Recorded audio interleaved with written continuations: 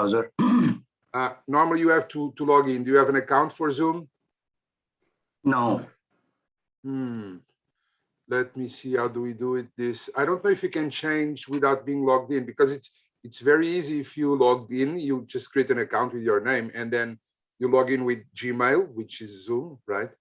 And then you can go to your own photo and your face and click on the right-hand button and it says change background settings. Okay. But for that, you need to be logged in. Let me check. Thank you. Thank you very much. You're welcome.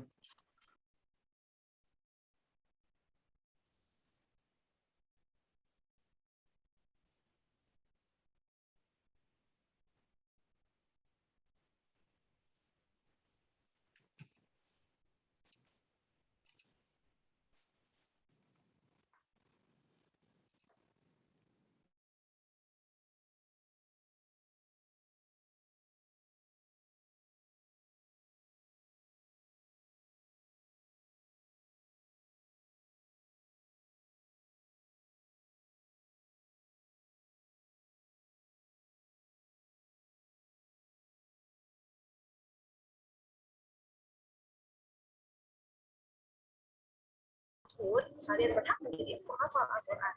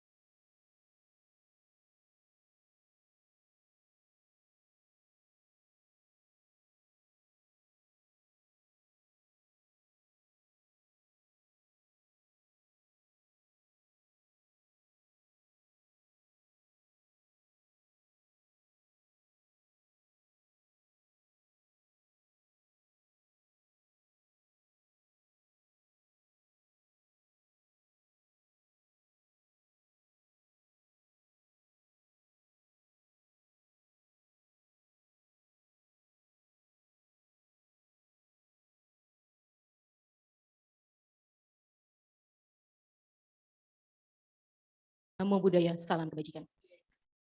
Excellency, Ibu Pamuji Lestari, Acting Director General of Marine Special Management, Ministry of Marine Affairs and Fisheries, Indonesia. Bapak Tias Baskoro Herwicaksono Aji, Director for Intra and Inter-Regional Cooperation of Asia, Pacific and Africa, Ministry of Foreign Affairs of the Republic of Indonesia. Bapak Gatot Hari Gunawan, Acting Secretary General of the IORA Secretariat. Esteemed speakers, participants, guests, ladies and gentlemen.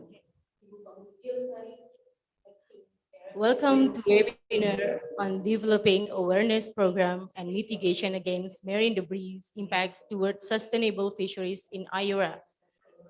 We are pleased to have you here today. Let me introduce myself.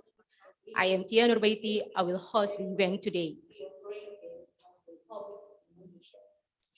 Distinguished guests, IORA member state representative, ladies and gentlemen. Esteemed speakers, participants, guests, ladies and gentlemen. Welcome to webinar on developing awareness program and mitigation against marine impact towards sustainable.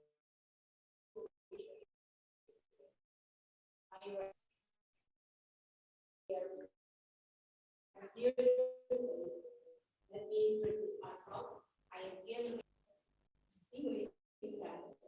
I work with the state representative, ladies and gentlemen.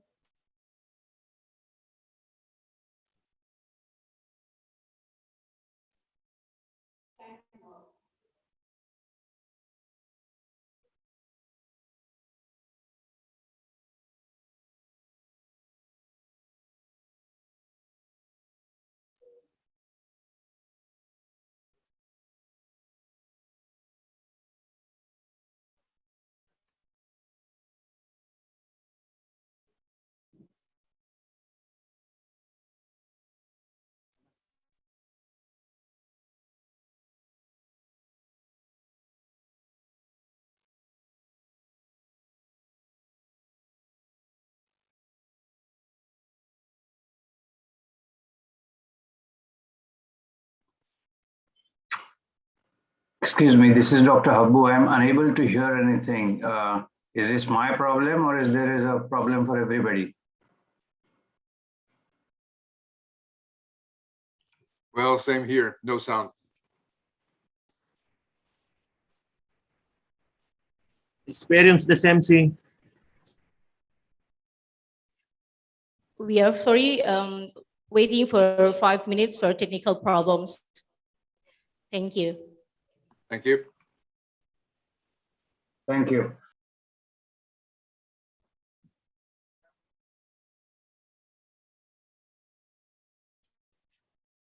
Udah. Sorry. Assalamualaikum warahmatullahi wabarakatuh. Good afternoon from Indonesia. Selamat siang. Om Swastiastu, Namo Buddhaya, salam kebajikan. Excellency, Ibu Pamuji Lestari, Acting Director General of Marine Special Management, Ministry of Marine Affairs and Fisheries, Indonesia. Bapak Tias Baskoro Herwicaksono Aji, Director for Intra and Inter-Regional Cooperation of Asia, Pacific and Africa, Ministry of Foreign Affairs of the Republic of Indonesia. Bapak Gatot Hari Gunawan, Acting Secretary General of the IORA Secretariat. Esteemed speakers, participants, guests, ladies and gentlemen. Welcome to the webinar on developing awareness program and mitigation against marine debris impact towards sustainable fisheries in IORA. We are pleased to have you here today. Let me introduce myself. I am Tia Nurbaiti. I will host the event today. Distinguished guests, IORA member state representative, ladies and gentlemen. Before we start, I would like to inform you a brief of the program of the webinar. This webinar will be held for 2 sessions. In each agenda, we will hear presentation from the IORA representative and other relevant expert stakeholder, and we will have chance to discuss a lot about strategic activities to adapt and mitigate the impact of climate change and environmental impacts, especially marine debris on the fisheries and aquaculture. Ladies and gentlemen, I would like also to use this opportunity to extend our gratitude to Ministry of Foreign Affairs, Republic of Indonesia, and IORA Secretariat, which has supported this workshop. So, without any further ado, I would like to kindly invite your Honorable Director for Intra and Inter-Regional Cooperation of Asia, Pacific, and Africa, Ministry of Foreign Affairs of the Republic of Indonesia, Bapak Tias Baskoro Harwicaksono Aji, to officially open the workshop with the welcome remarks. Time and place is yours.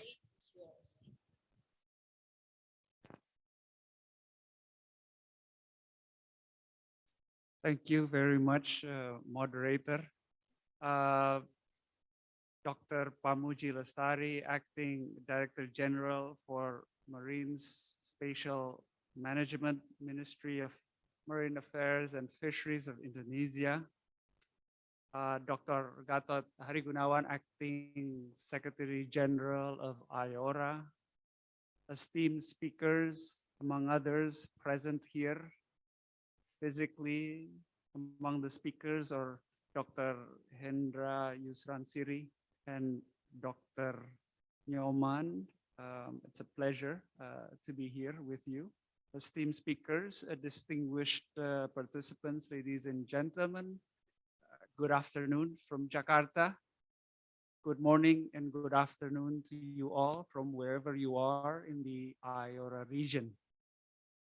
I am pleased to welcome you to the IORA webinar on developing awareness program and mitigation against marine debris impact towards sustainable fisheries in IORA. I am truly delighted that despite the challenges we face amidst the COVID-19 pandemic, our enthusiasm and determination remain high. Your presence today demonstrates our strong determination to furthering our cooperation as well as IORA's strategic role, particularly in the areas of fishery management.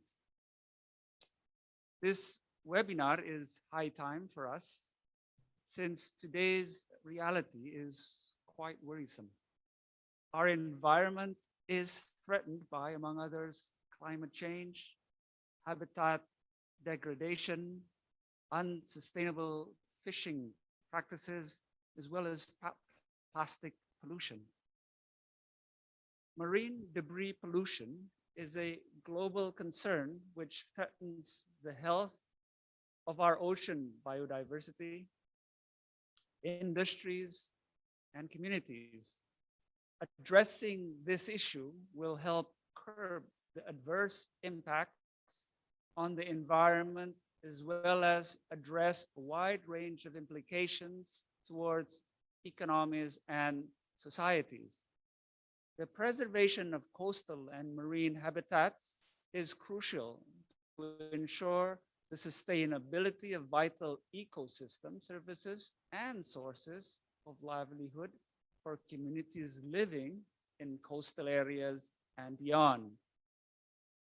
As the functional body for fisheries management cooperation in IORA, the core group on fisheries management, or we know it as CGFM, puts great attention and focus on marine debris management issues through the proposed activities that is reflected in its work plan. One of those strategic objectives is to adapt and mitigate the impacts of climate change and environmental impacts on the fisheries and aquaculture sectors. Today's webinar is a kickoff activity. to strengthen cooperation in combating marine debris in the IORA region under the CGFM. This webinar will be a forum, an avenue for an exchange of views and best practices on developing marine debris awareness and mitigation programs towards sustainable fisheries in IORA. Esteemed speakers, distinguished participants, ladies and gentlemen, plastics are valuable resources.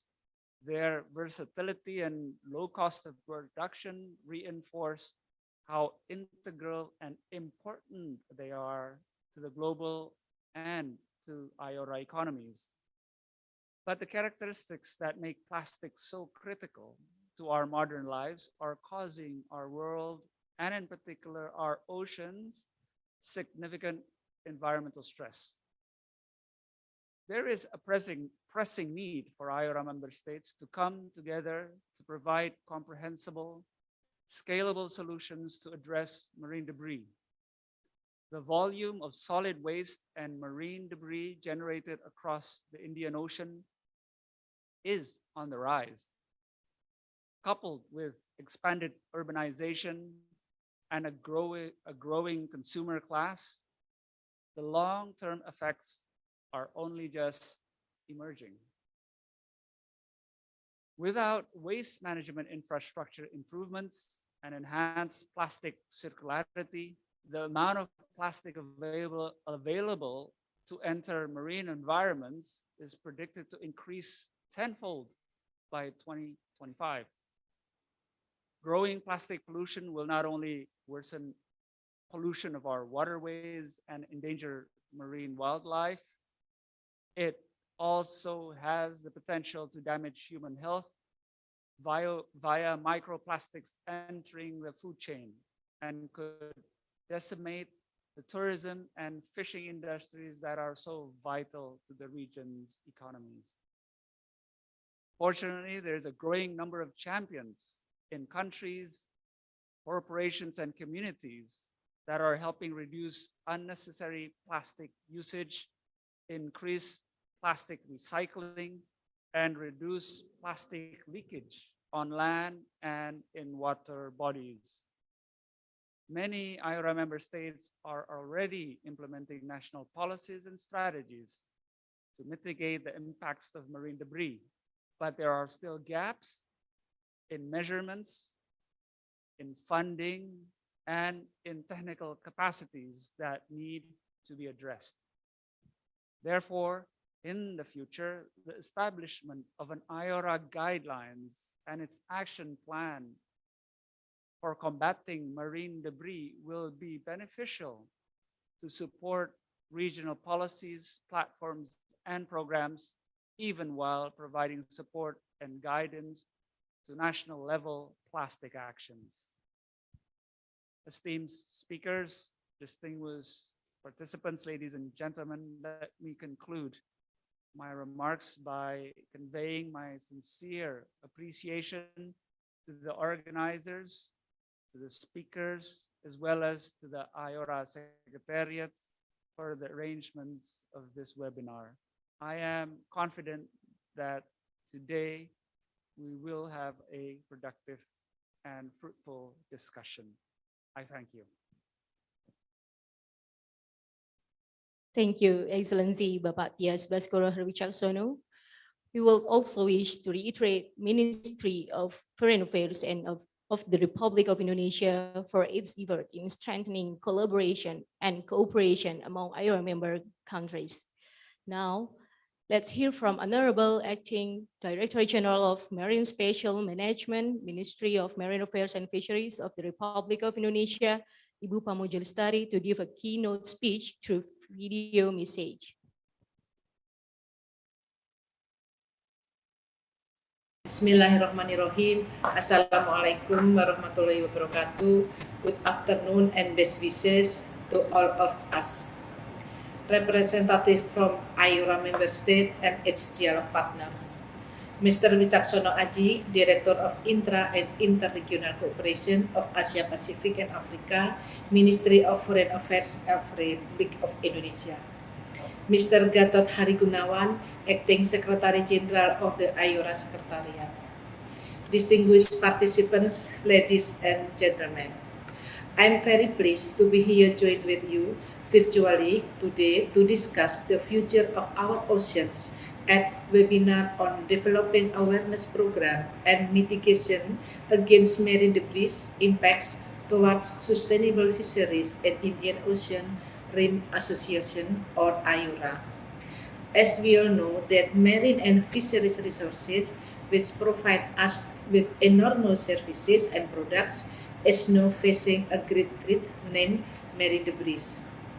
I believe that our webinar today is very strategic for the IORA and its member state.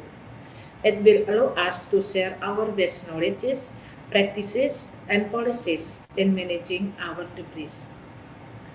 Representative distinguished participants, ladies and gentlemen, let us remember that the ocean contains 1.3 billion cubic kilometers of water. 1/5 of a cubic kilometer of ocean suffers from its share of sewage, garbage, marine litter, spilled oil, and industrial waste, which runs directly into the ocean every day. 80% of this waste, especially plastic, come from land-based activities, while 20% comes from seafarers. Large cargo ships that discharge waste directly into the ocean and offshore oil rigs seabed activities. This issue should be resolved by engaging the relevant global stakeholders. Hence, as the initiator of the Coordinator for Fishery Management Cooperation in IORA, the IORA Core Group on Fisheries Management, CGFM, puts great attention and focus on marine debris management issues through the proposed activities that are reflected on its work plan. One of those strategic activities is to adapt and mitigate the impact of climate change and environmental impact on the fisheries and aquaculture sectors. Today's webinar will be an initial effort to implement those plans. Representative distinguished participants, ladies and gentlemen, seeing the urgency of the problem, the government of Indonesia is committed to solving it by issuing Prudential Regulation number 83 of 2018 concerning the handling of marine debris to reduce 70% of marine debris by 2025. Through this Prudential Regulation, the National Action Plan for Marine Debris Management, RUN PSL, for 2018 to 2025 provide strategic direction for ministries and institutions for handling marine debris. Our ministry has been appointed as a coordinators of the working group or POKJA Part 3 related to coastal and marine waste management. We have marine care movement program called Kita Laut, which consists of beach cleanup, awareness raising from the education sector, provision of waste treatment facilities, environment-friendly fisheries and port policies, research and development, also national cooperation and international activities carried out from 2017 to 2021. One of our pilot programs in Nusa Lembongan, a small island in Bali, provides good example on how the reduction waste can be source of incomes for coastal community. Processing facilities that we provided results in increasing awareness and concern for coastal communities towards waste and being able to improve the welfare of coastal communities through waste circular economy. As a single country's effort would be not significantly impact an ocean as fast as the Indian, we gladly welcome all IORA's commitment and effort in management marine debris, including the further initiative on the development of IORA framework and combating marine debris. Indonesia is one of the few that all initiatives and programs must be well connected and coordinated, and we are ready to synergize our domestic efforts with regional and international framework, including IORAS. Representatives, distinguished participants, ladies and gentlemen, we need to ensure two things. First, the collective pressure of all activities, land-based and sea-based, is kept within the levels compatible with the achievement of good environment status. Second, the capacity of marine ecosystem to respond to human-induced changes is not compromised. I conclude my remarks by once again to thank you for your relentless support and contribution. I wish you have a fruitful meeting today and will enrich our effort to promote sustainable and responsible fisheries. Finally, I hope that you have a pleasant day and may you always in a best of health. Representative, distinguished participants, ladies and gentlemen, the world awaits us. Thank you very much.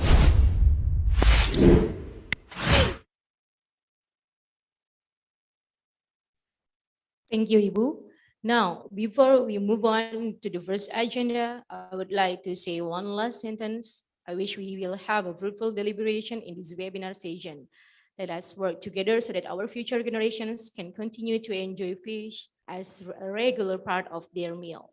Now, I'll give the floor to the first moderator, Bapak Heri Gunawan Daulay, to lead the first session of the webinar. Bismillahirrahmanirrahim. Assalamualaikum warahmatullahi wabarakatuh. Haji Lestari, Acting Director General of Marine Special Management, Ministry of Marine Affairs and Fisheries, Indonesia. Mr. Tias Baskoro Harwicaksono, Aji, Director of Intra and Inter-Regional Cooperation of Asia, Pacific and Africa, Ministry of Foreign Affairs and of the Republic of Indonesia. Bapak Hari.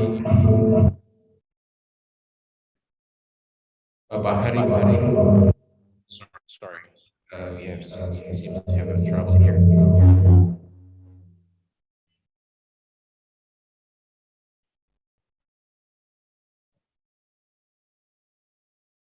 Okay. Let me continue.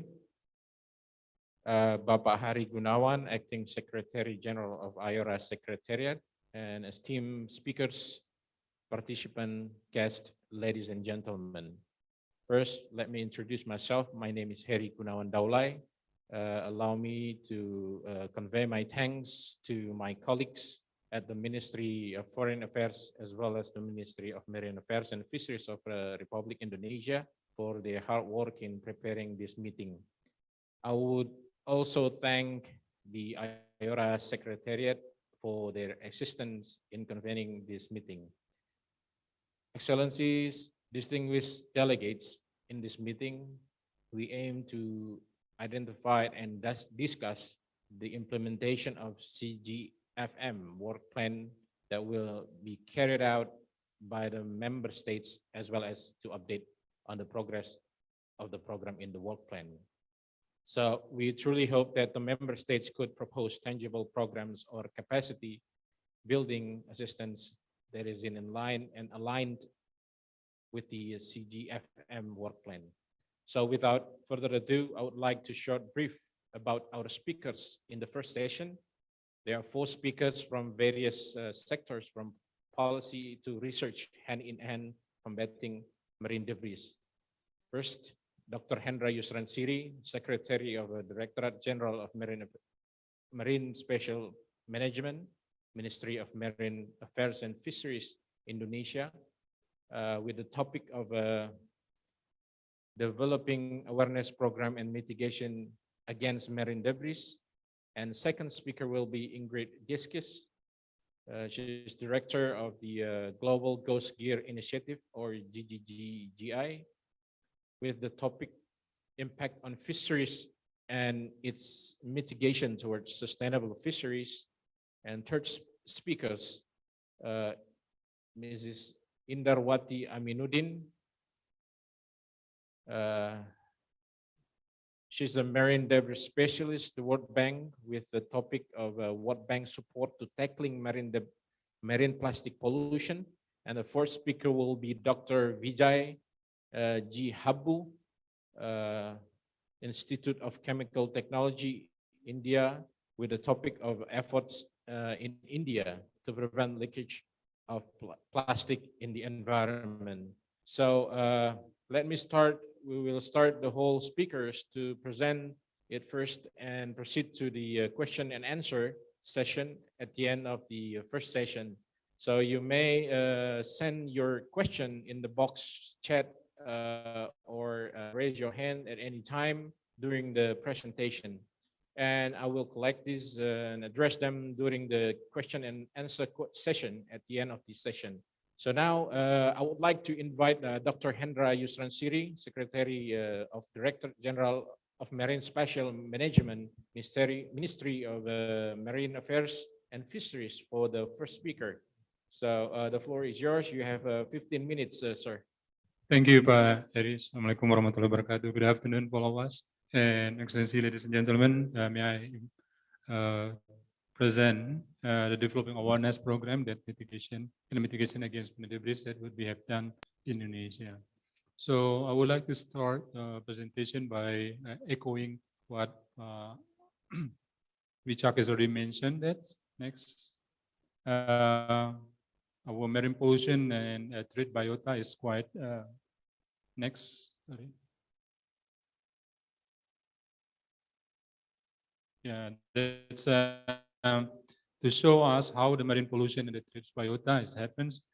We have industries and cities and urban sprawl and construction sites, and then all of us is goes to the marine and coastal. That makes some biota is under threat. And next, the pictures show us how also the marine environment is also get stress from next.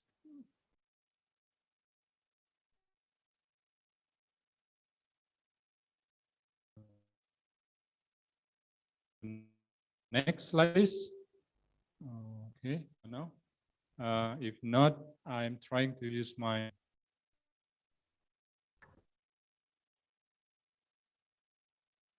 Okay. Okay. Right. This is a picture show us how the marine environment is get stressed from climate change, environmental degradation, and also erosion. The plasticized animals that we have witnesses right now, and also tangle and ingestion by some marine biota that all create excess in the coastal zone area. And next, the guidance for the legal basis, at least in Indonesia, we have 8 legal basis for that. Next slide, please. No. Right. So is the current law mentioned about the job creation that's regarding how we deal with the marine plastic as well as the pollution in the coastal area and marine area. And there are at least 2 that that explicitly mention about the marine debris. The first presidential decree number 83, 2018, how we deal with the marine debris handling, including plan of action for the marine plastic debris from 2017 up to 2025. This is kind of like the time frame that we want to reduce the marine debris. And then the second point is the Minister of Marine Affairs and Fisheries Regulation number 28, 2021, 26, 2021, concerning the prevention, rehabilitation, improvement of fisheries resources environment. That's a ministerial decree mentioned how we have to reduce the stress from pollution that also impact to the fisheries resources and environment. Next. So we have the strategies to the National Action Plan for Marine Handling Debris. This is a kind of explanation from the presidential decree. So presidential decree, we have a coordination team that's already mentioned by Excellency Dr. Pamuji Lestari mentioned about this one. And also we have 5 action of area. First, the national how to increase the awareness. The second, how to reduce the land-based waste, and then also waste management in the coastal and marine areas, and also the funding mechanism, institutional strengthening, monitoring, and law enforcement. And the last one is research development. This is interministerial team, the national coordination team that include our ministry that mentioned by Pamuji, be part of the working group number 3. And the achievement right now, so next one, when we... Yaudah, ada presenter di ruangan itu di. Ih, siapa? Anda siapa?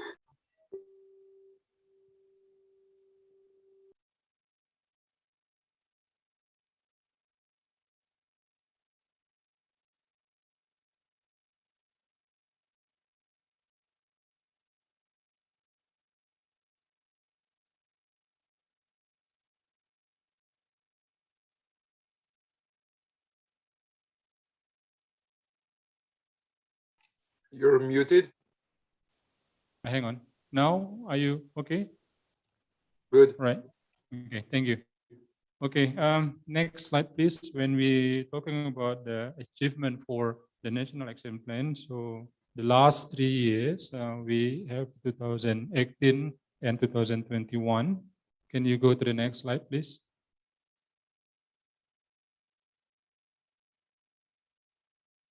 Yes, that's what we call this, how we reduce that. Of course, this is a kind like effort we want to achieve increasingly. In 2018, from 2018, we have get 8.1% the reduction percentage for that one. And then we achieved that by 2020.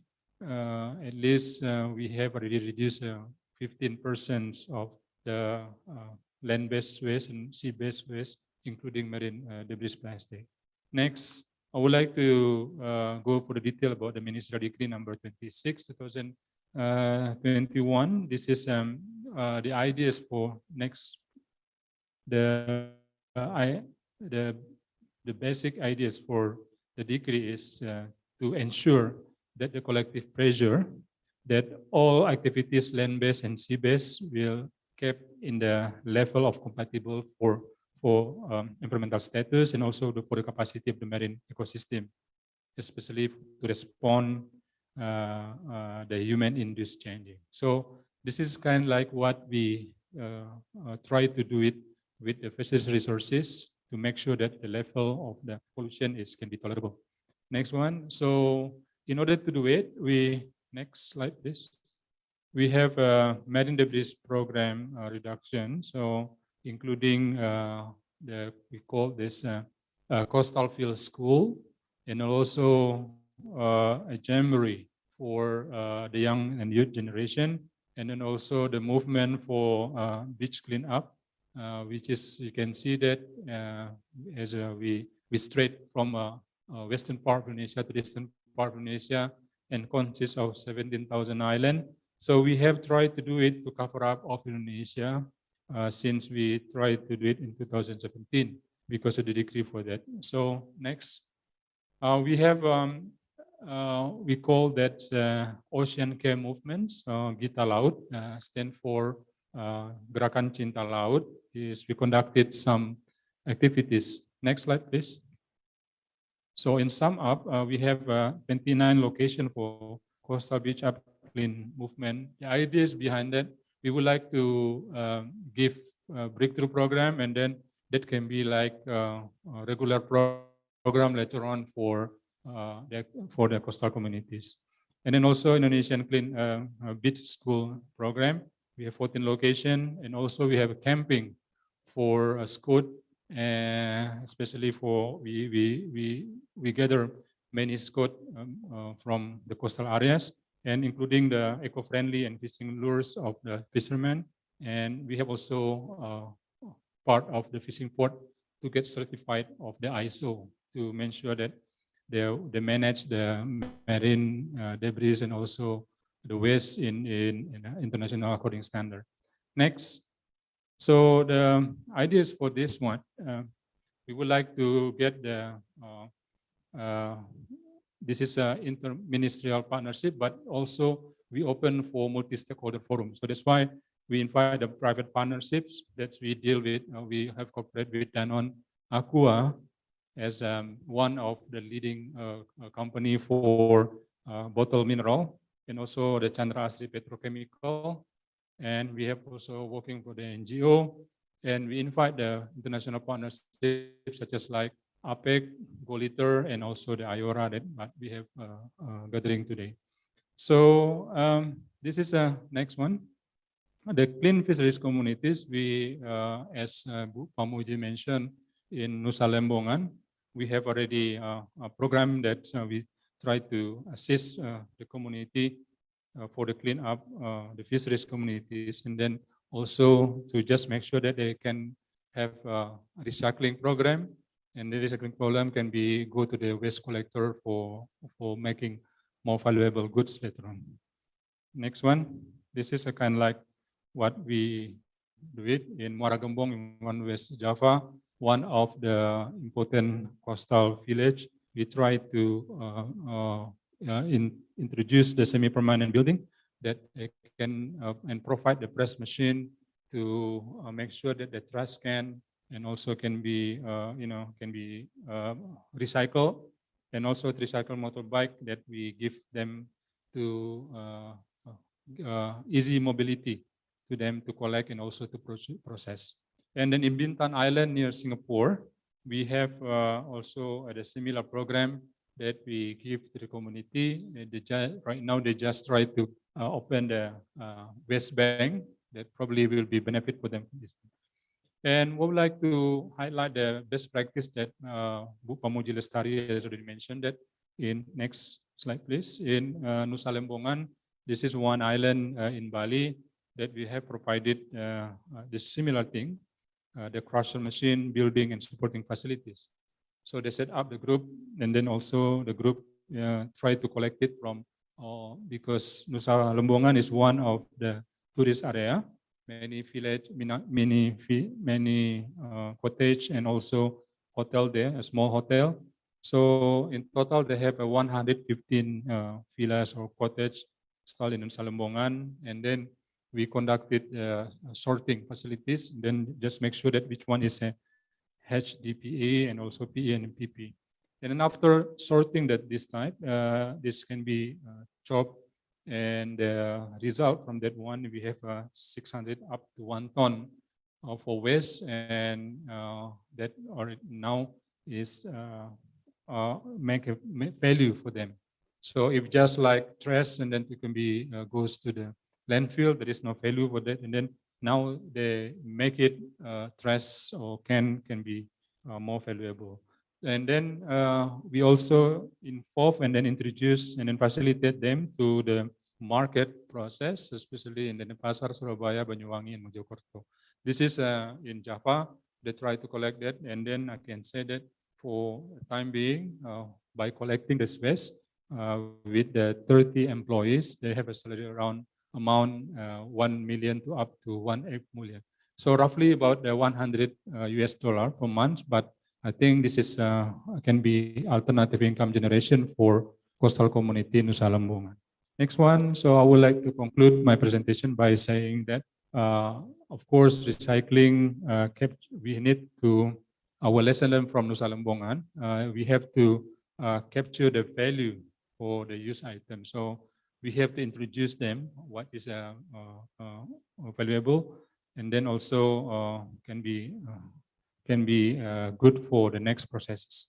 And also the recycling, of course, can be potential job. The lesson learned from Nusa Lembongan is can make it 30% work, and then direct investment for waste collection and infrastructure can help reduce the coastal area. So we brought saying that there are significant reduce of waste that from Nusa Lembongan that now it can be valuable for community. So I would like to thank that. Thank you very much, and then look forward to having more discussion. Thank you. I back to Pak Heri Daulay for session. Thank you. Well, thank you, Dr. Hendra. Let me highlight a little bit.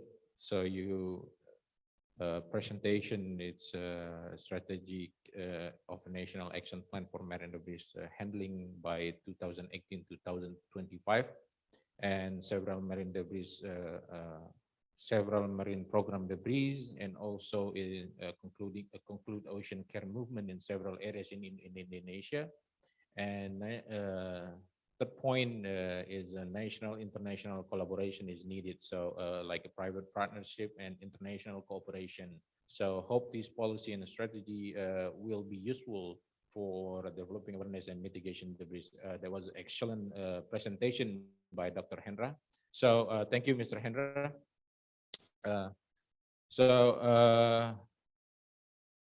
Next, may we kindly invite Ingrid Giskis, the director of the Global Ghost Gear Initiative, GGGI, to present the presentation. The floor is yours. Thank you so much for the kind invitation and for giving me the floor. I hope everyone can see the presentation. Okay. I'm speaking to you today from Glasgow, where I'm attending the 26th Climate Summit. And it's been really interesting to hear the discussions over the last couple of weeks, highlighting the intersection between climate and fisheries, climate and plastic pollution, and climate and lost and abandoned fishing gear as well. So it's been great to be here and also to connect with some of the members of the Indonesian delegation. So today I wanted to give you a brief overview of the Global Ghost Gear Initiative, what we do to tackle the problem of lost and abandoned fishing gear worldwide, and also more specifically to put a spotlight on the project work in Indonesia that we have been doing in partnership with the Indonesian government and with some of you and other colleagues on the line here today. So my name is Ingrid Giskis. I'm the director of the Global Ghost Gear Initiative. I'm generally based between Sydney and Santa Cruz, California, but currently in Glasgow, as I mentioned, to follow the text negotiations here and attend side events. So first of all, we've heard from the previous speaker a little bit about plastic pollution and plastic waste, but what is ghost gear? So ghost gear is the common name for abandoned, lost and discarded fishing gear. It is generally made out of plastic or some form of plastic, and that's why it is the most harmful form of marine debris that is out in the ocean, harming our ocean life. It can last in the environment up to 600 years and create a phenomenon that we call ghost fishing. So really the perpetual cycle of continuing to fish after it's lost or abandoned. There are various studies underway estimating the amount of fishing gear that is entering our ocean.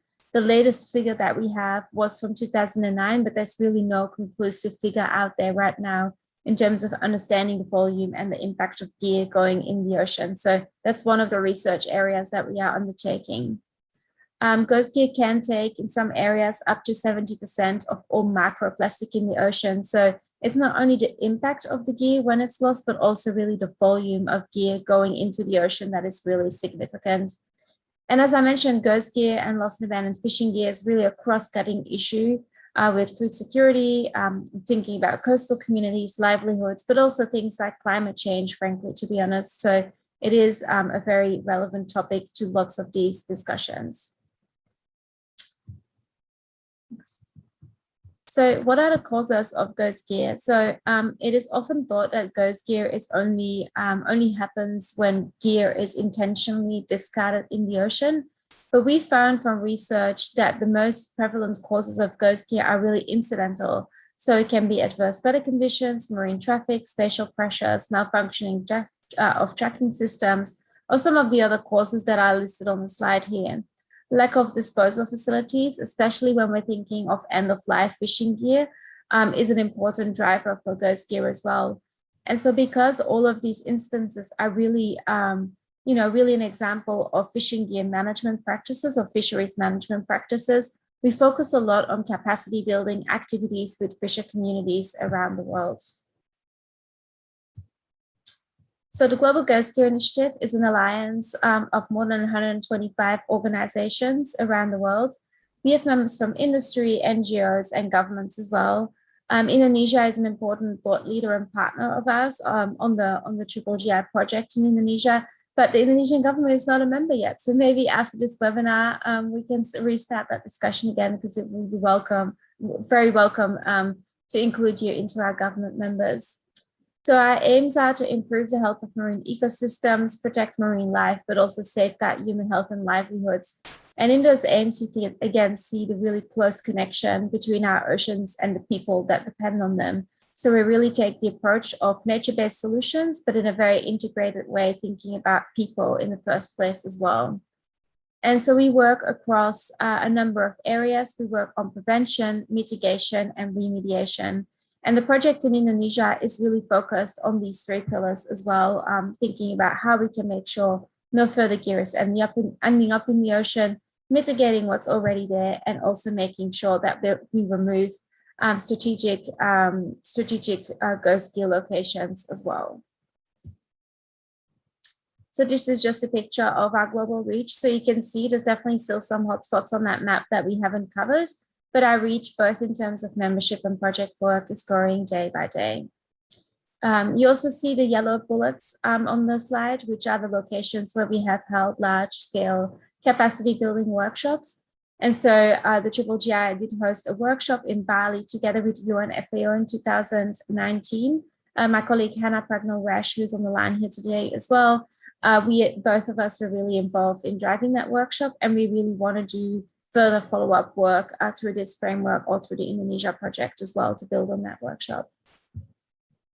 So this is a document that I've briefly mentioned. So the Global Ghost Gear Initiative does a lot of policy setting, action plan building, and capacity building workshops. And what we use is our best practice framework for the management of fishing gear. It's a comprehensive guidance document looking at all actors of the seafood supply chain and what they can do to help address ghost gear together with us. And it is designed to be incorporated in action planning, both at a policy level from the government, updating fisheries management plans, but also working together with industry on their policies.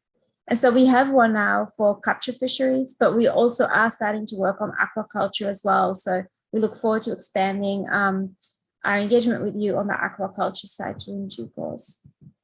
We also have our Triple GI data portal, which is the largest portal of ghost gear data in the world with more than 300,000 records. What we try and do is really try and build the picture, the global picture of the scale of where fishing gear is lost and why it is being lost. And so one of the things that we are trying to do with our Indonesia project is also setting up data agreements so that we can capture the problem and the size of the problem in Indonesia in a more accurate way.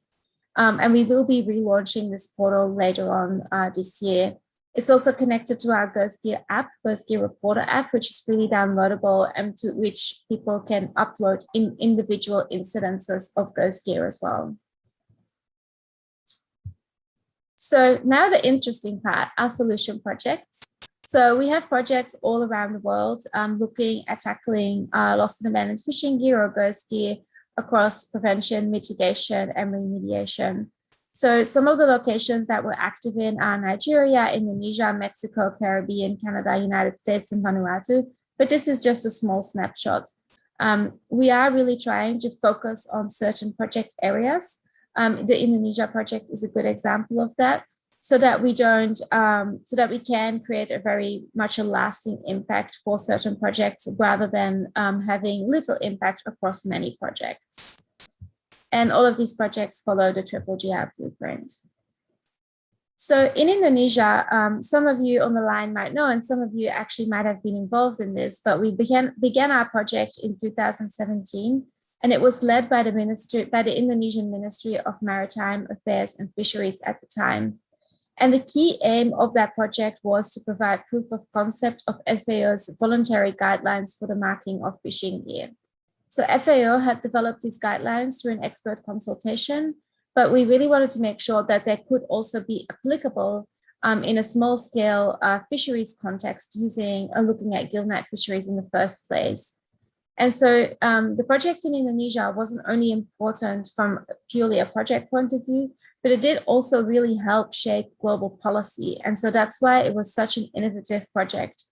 After that first phase of this project, we were also able to connect the Indonesian experts to the FAO process and held a number of presentations in FAO fora, which then saw the adoption of the voluntary guidelines in 2018, which was a huge win for all of us involved. So the initial project really focused on gillnet fisheries and also pot fisheries to some extent because of the prevalence of ghost gear and the ghost fishing impact. So in those two fisheries, the likelihood of gear being lost or the impact after it's lost is the greatest. And that's why we had a strong focus on those two fisheries in the first instance.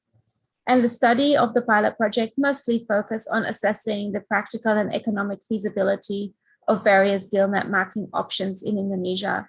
So we trialed bamboo markers, plastic markers, we trialed very simple numeric codes, we tried RFID tags to really see what method of marking in combination with things like gear loss reporting systems could be effective in Indonesia. And again, you know, we couldn't have done this project without the Ministry of Maritime Coordinating Affairs, Ministry of Fisheries, but also the participating fishers and villages around the world. And so that project concluded in 2018, and our funding that we had from the Dutch government and FAO ran out. But, you know, the GGI team plus the Indonesian government were really determined to continue our good work and didn't feel like we could just stop just yet. And so we achieved a new grant over the last few years, which came online in 2019. And the current project that we have designed together with the Indonesian government is called the 3R project, Reduce, Remove, Recycle. And that will run over a number of years into 2023. So we're very actively working on that project. Obviously had to take COVID in mind, so it didn't make as much progress as we'd hoped for, but still making some really good progress.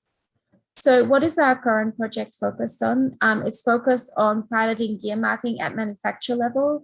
So making sure that it's not on the fishers to mark their net, because that leaves a lot more room for error, but really focusing on manufacturer level to have it done in a consistent way. We're also looking at the implementation of gear recycling and gear retrieval activities. So looking at the collection of end-of-life fishing gear and then what volume of gear is required to be collected in order to set up a sustainable fishing gear supply chain to recycle it in new products. And then we are also looking at the development of economic and policy blueprints that can be adopted by multiple provinces on the gear reporting and the gear marking work.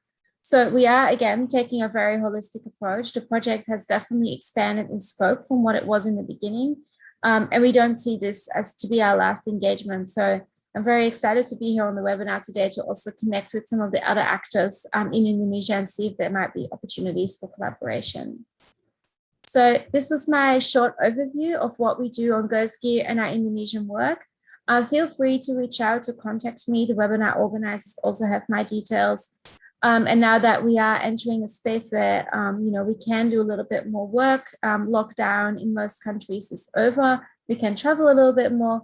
I hope to see you all soon again in Indonesia to really continue all the great work that we've been doing together. Thank you so much. Thank you very much, Ingrid Giskis. That was a really magnificent and comprehensive presentation, especially for the best practice framework for the management of fishing aquaculture gear. So recently in Indonesia, we also do some project related to the abandoned, lost, and discarded fishing gear. So it will be really important for us regarding on the marine debris. So thank you again, Ms. Ingrid Kiskis. So for the next presenter, I would like to give away to Ibu or Mrs. Indarwati Aminuddin MSc, Marine Debris Specialist, the World Bank, to give your presentation. Please.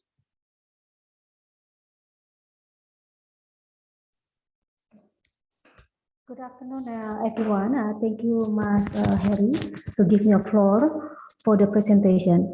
I am Indarwati Aminuddin. I'm representing of the World Bank to share what we are doing right now to reduce marine debris in Indonesia. Okay, let me start with, do we have a, wait, can somebody help me for the presentation?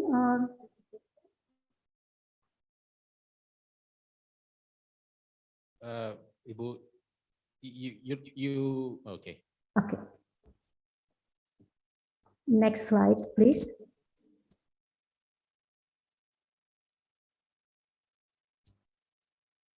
Okay.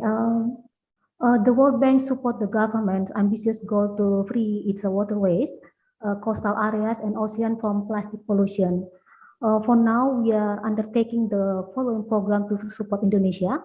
One is analytical study, and then policy support, behavior change, and an investment program. Next slide, please. I will start with the analytical studies. If you see on the slide, we have three studies right now, still ongoing studies.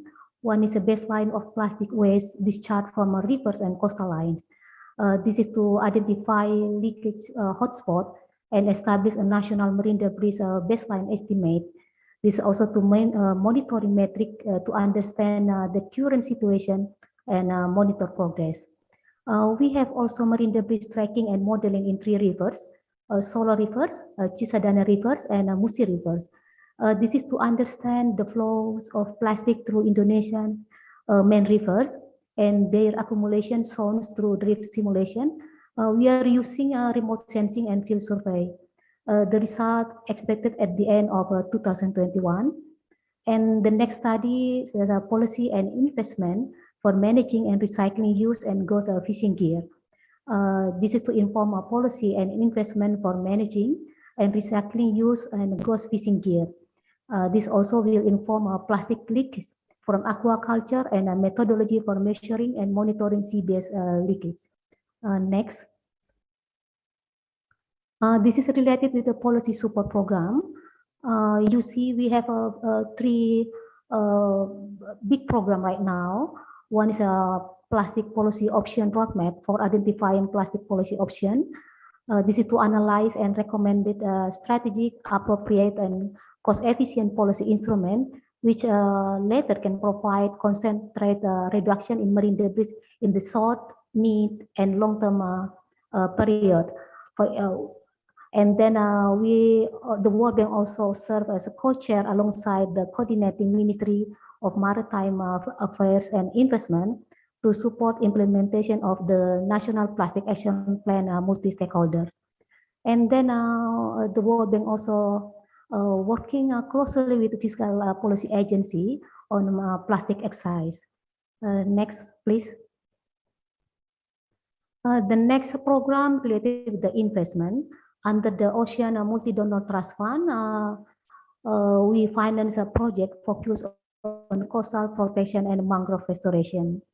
And then the last program related with the behavior change, we are working closely with Kemenkomar, and then the World Bank has developed resources for local organizers and communities to develop and organize a campaign and raise public awareness and mobilize local action on the plastic pollution problem. Next, please. Since we have a program that's still ongoing, let me focus for LDGF and behavior change. LDGF study started in 2020. This is a pre-feasibility study on management, retrieval, and recycling of LDGF. The objective actually to identify an possible option for the management of LDGF through public-private partnership.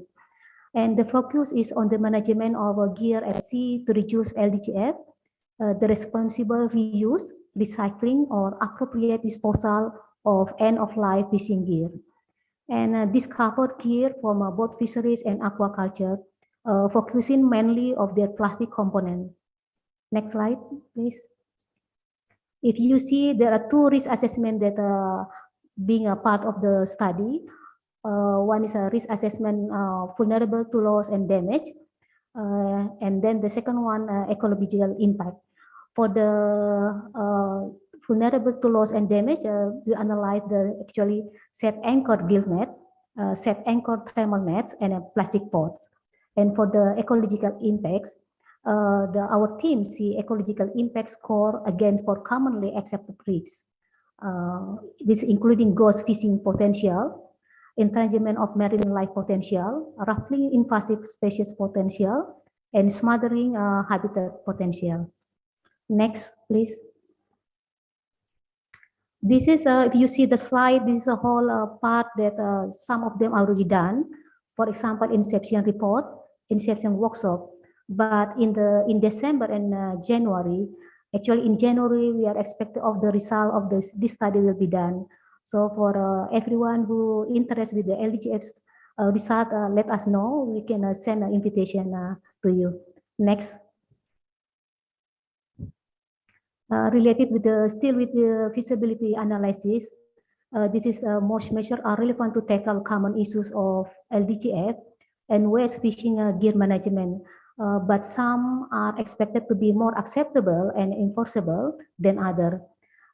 This analysis also informed the prioritization of measure with the main priorities present as a recommendation. Next. Now is a behavior change. This is actually the question what we are doing now, because all of the behavior change, this is related with the awareness and mitigation. Since last year, we are focused for a behavior change study. We highlight a range of innovative campaigns on changing behavior around plastic use, reduction and recycling. We also informing Indonesian government communication strategy, including on the Clean Indonesia campaign that we call Gerakan Indonesia Bersih. And there is also communication playbooks. This is a practical guide for outreach activities that improve community awareness and convince consumers to change how they use and dispose of the plastic product. We also have Voice from Indonesia Waste Bank. This is a really interesting book because this illustrates and promotes community-based recycling scheme through stories from the ground of Indonesia. And then we have also Bicara Bumi webinars. This is a series to engage the public on environmental issues, including marine debris with a wide-ranging audience. The last activity is actually Impact Influencer from 2019. We brought together Indonesia's most influential social media leaders to build awareness on marine pollution, effectively reaching millions of social media users across the country. Next. We do believe health, the ocean, that's mean health for us. Tackling marine plastic pollution and keeping our ocean health is directly linked to the World Bank Group mission. And the World Bank Group support countries, not only Indonesia, but all regions in their effort to address plastic pollution at every stage of the plastic life cycle. From stopping leakages to the environment to enabling a circular economy. I will stop here. Thank you so much.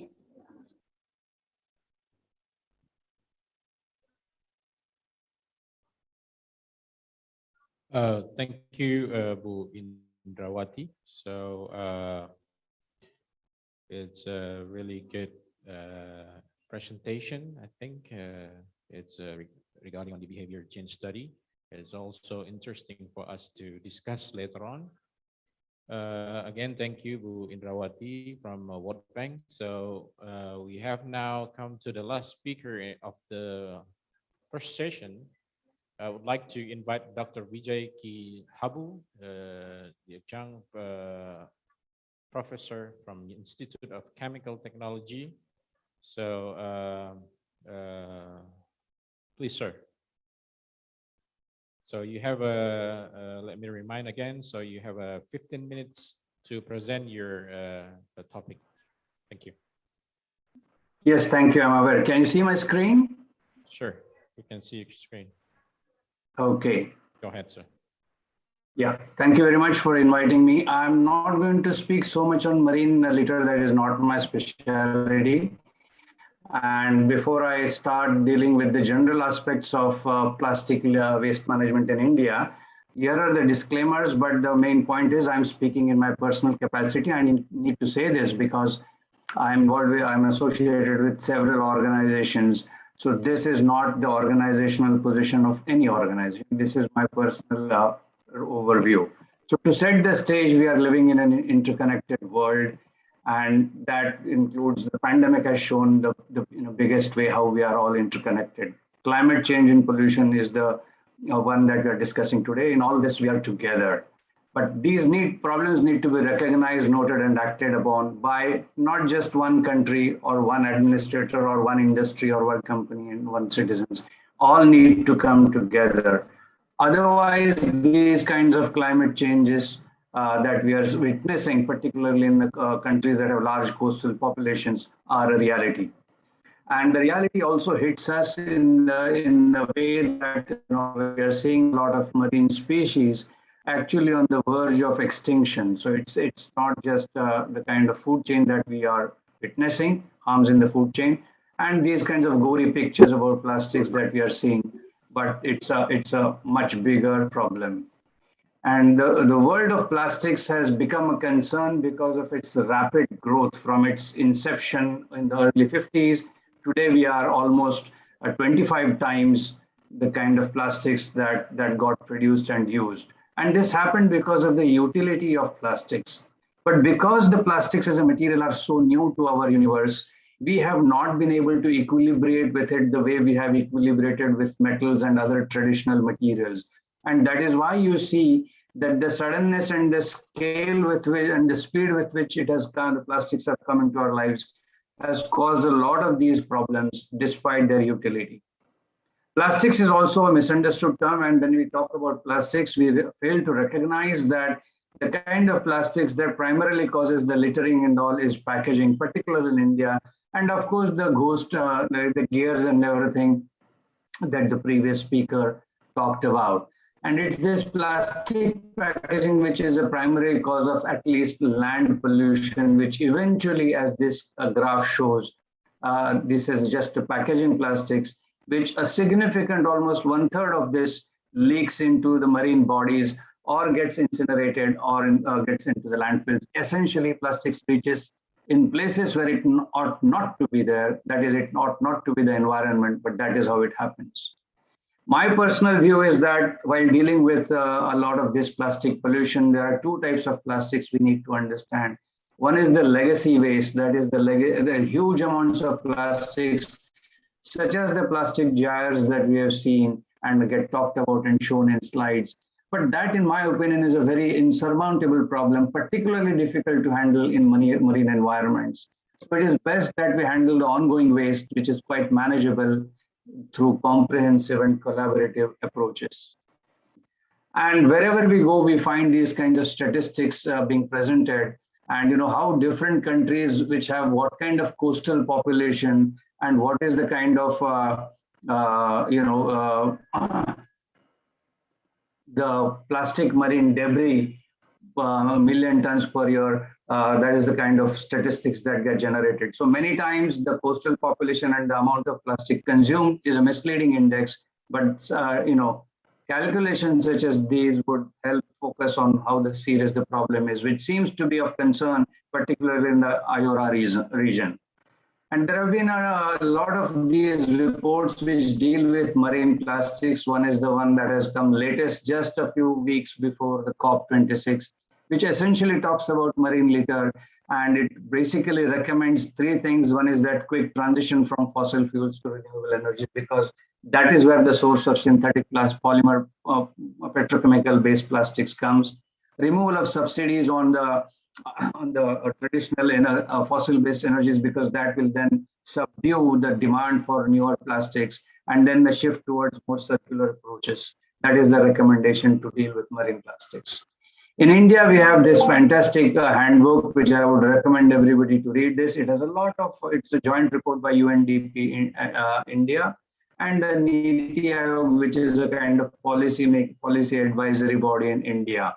And this handbook covers various examples from other countries such as, Indonesia, Vietnam, and others, some of which we are seeing here. Particularly impressive is the example or experience of Indonesia, where the Surabaya Municipal Council, city government councils, household composting emphasis has been mentioned. But I was personally impressed by this concept of waste banks, wherein it's a fantastic example of not just addressing the environmental problem, but also an economical problem by involving citizens.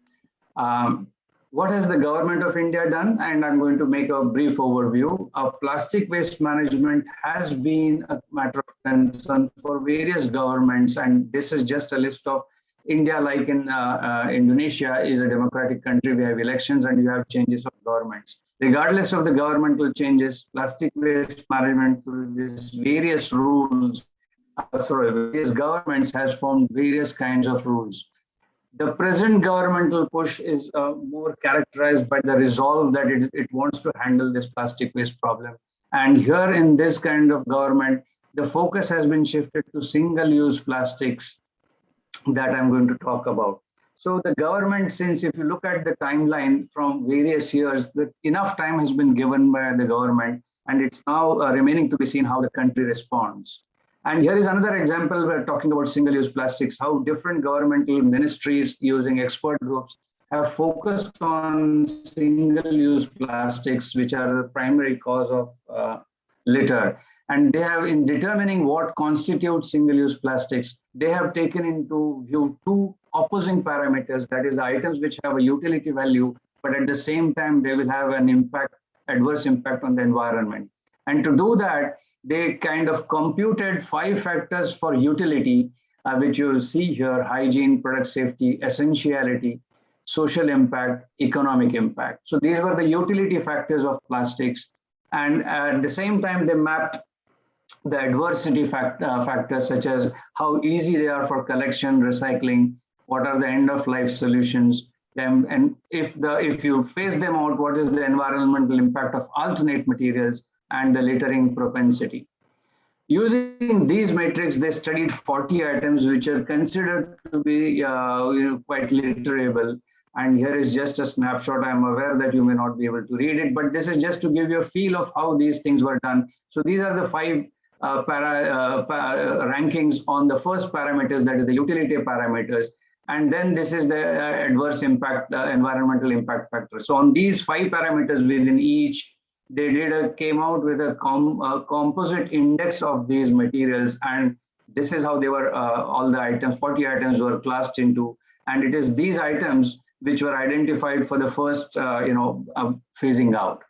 And so at the core of it, it is recognized that segregation of waste is very important. And so India has adopted this 2 coding system in which dry waste is supposed to go in blue bins, which is plastics, and the wet waste in green bins. And a lot of focus is happening in at least making citizens adopt these 2 bin segregation.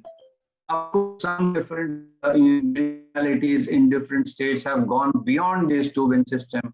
And Panaji is a very hot tourist spot. Their municipality has adopted actually a 16 waste segregation. So a lot of these things are being done through different managements. The plastic waste management rules, as they are called in India, came in under the current regime in 2016 and have since gone various amendments over the past 5.5 years. This is a snapshot of how the plastic waste management rules stand as of today. So plastic carry bags and commodities will now, 30th September, so about 40 days ago, it has started that you can have plastic carry bags and commodities only if they are above 75 microns. The non-woven carry bags are allowed, but only if they are about 60 grams per square meter. So they need to be of a certain thickness so that collectability is enhanced. For single-use plastics, which I just showed earlier, of those items, 19 items have been classified to be banned in a phased-wise manner. So the government has been very careful not to upset the current economy and give enough time to industry and to citizens to equilibrate with the kind of restrictions that are going to come in place. So in the first phase, these 6-7 items are going to be totally banned. And from the date is different. So this is 1st December now. And this is from 6 months thereafter. These 19 items here, 6 are here, 13 are here in these various categories. These 13 items will be banned from 2022. And at 6 months later, the carry bags, which were hitherto only 75 microns, their thickness will be increased even further to 120 microns. So very thick carry bags. so that if at all the convenience of carry bags is felt by citizens, they will at least be reusable and at least for several times. And before throwing, even if they are thrown or littered, they are easy to collect. That is the rationale for it. And in all these restrictions, compostable plastics have been exempted. So if all these items which are even banned, if they're made of compostable plastics, they would be allowed. So the government has tried to tread a very fine balance between the comfort that or convenience that plastics afford, at the same time addressing the littering tendency. The next thing that the government is doing, while it is, there were a lot of schemes that were tried, such as buyback scheme or deposit return scheme and everything. But currently, the latest guideline that has come on the 6th of October now places the extended producer responsibility by classifying all plastics into 3 categories: category 1, category 2, category 3. And within category 1, there are subdivisions of these things. So, and the obligated parties are the producers of plastics, the importers of plastics, the brand owners of plastics, and also the plastic waste recyclers who are engaged in recycling or converting plastic waste to energy or waste to oil. What are the restrictions? The restrictions are in 3 categories. One is that there is an obligation to recycle materials, the plastics that either they produce, use, or all these kinds of. The next category is how much. One is the recycling, how much to do the recycling, and probably you can send it outside. But now in the second category, they are expecting that all these people use recycled plastics in the content of their packaging. And the third thing, they need to design their plastics such that it can be reused.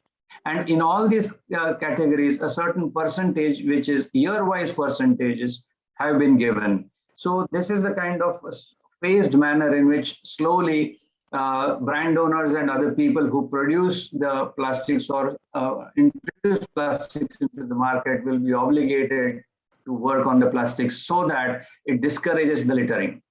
And the best thing that I can say is that here is a leading by example. This is Prime Minister Modi. Many of you would know. He actually did some blogging, and he does it on every occasion of public speech. He mentions about it. He doesn't just let go of the topic. So it's always on the radar. And there are some secondary effects such that because of these things, awareness, some of our beaches, additional beaches have got the blue flag. But this is just to show that example by leading. And all these kinds of various recycling techniques, whether it is mechanical recycling, chemical recycling, or pyrolysis, are a part of circular economy where the government is encouraging through the use of material recovery facilities. While this is being said, a harsh reality in terms of using recycled material is that the recycled, and this is just an example for PET, that the recycled grade materials is expensive than the virgin one. So these are the kind of economy, the viability gaps that countries, particularly the governments, will need to address to encourage recycling. Otherwise, if there is no financial viability, all these things would remain a kind of schemes on paper. But industry is also doing on its own, and the hard to recycle materials are getting, such as the toothpaste tubes, which are hitherto made of 9 layers of different plastics and different materials, and that's why they became difficult. Now, different companies are trying to make those single polymers so the recyclability enhances. And this is another example of how companies on their own are moving from multiple materials to single materials. This is an association, and associations are coming together in a sectoral manner, such as this is an association for PET. And one of the best things that they have done is, it's my personal belief that what cannot be measured cannot be managed. So if you are not able to measure and get data, then all of these things become slogans based on intuition. So what this association did was actually measured the kind of recycling that happens for PET, and they found that 70% of PET in India actually gets converted to textile fiber applications, and another 15% goes in non-textiles such as straps and film. So this was the first time this kind of data-based program came, and as a result, today we have already 42 companies in India that convert PET waste into fibers, not bottle to bottle. We are living in a collaborative world, and there is these collaborations at an academic or ideation level that Very are sorry, happening Dr. not only in Vijay. You have, India, but sorry. also world around. Sorry, Dr. Vijay. You have 1 minute more left. Yeah, I'm aware of that. So, and these are the research-based kind of programs that are available, particularly because of plastics, which are polymer-based materials. And here is an example how a research institute has collaborated with industry to use the pandemic waste to convert them into useful plastic waste. And these are some of the administrative things that are happening for addressing floating debris and sinkable debris. In the meantime, citizens also are encouraged not to allow these kinds of plastics, which are totally unnecessary, but they're kind of getting pushed in by manufacturers. And as a responsible, and this is the last slide, is that to make sure that you cut the mask strings so that you don't harm the environment, so that solutions of today don't become solutions of tomorrow. We are living in an interconnected world, and we need to learn from each other. Thank you very much. Thank you very much, Dr. Vijay, for your very comprehensive and informative presentation, especially on the recycling obligation on the plastic waste, and also you mentioned about the circular economy that regarding on the plastic waste that was really interesting for us on this forum. So I guess we comes to a question and answer session that will run only for 15 minutes for this first session. So we can see here there's no question yet. So I think we have not come to the end of the first session, whatever. Through this active panel discussion, so we hope to glean information on what is available in terms of marine debris, education, elicit best practices, and also discuss ways to scale and build up upon successes. Learn from cross-sector programs that useful to all of us, especially for the IORA member states. Thank you very much for your attending.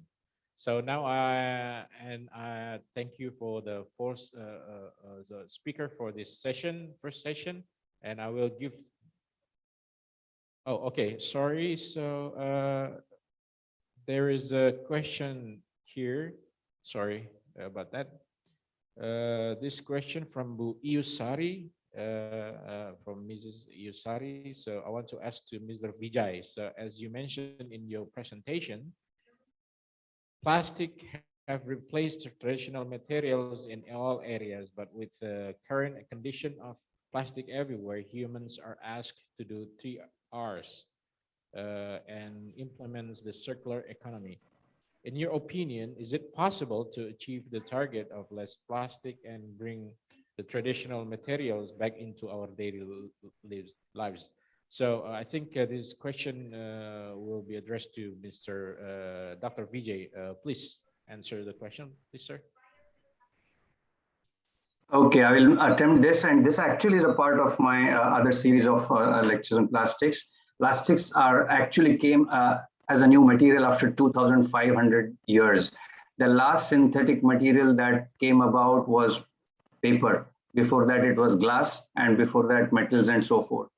So for a new material to develop, it took almost 2,500 years, because not until 1920s that plastics were invented. So a new, and they got invented to replace or to overcome the barriers or the difficulties or the inefficiencies or the deficiencies in the traditional materials. So they were invented to overcome those traditions. Nothing is perfect in life. So therefore, plastics also, by the virtue of their durability, non-toxicity, and other things, they replace the earlier materials so rapidly as we see. So to expect, now that we recognize that there is a problem of littering and waste, and which is indeed a real problem, to find another material or to go back to traditional materials, it's, in my opinion, almost impossible for 2 reasons. One is that the deficiencies of the traditional materials will remain. Cotton clothes, much good as they are, king cotton, I like them personally, but they will get wrinkled. They do attract moth, but not with synthetic fibers. So the second thing is the resource availability. availability of land to grow cotton, for example, or wood or paper is just not available for fulfilling the packaging needs of today. So both from resource efficiency and the traditional deficiencies in traditional materials, it will not be possible to replace plastics in the foreseeable future. That is not to say it will be impossible, but in my personal opinion, it will not happen very soon. Thank you. Thank you, Dr. Vijay, for the answer. So I would like to add another question. It comes from Pak Uray Rido. I would like to ask a quick question. Public behavior is crucial in reducing single plastic usage. What do you reckon the best policy instrument to improve public behavior, considering the trade-off between effectiveness and available limited budget? Thank you. So I think Ibu Mrs. Indarwati or Ingrid Giskus can answer this question, please.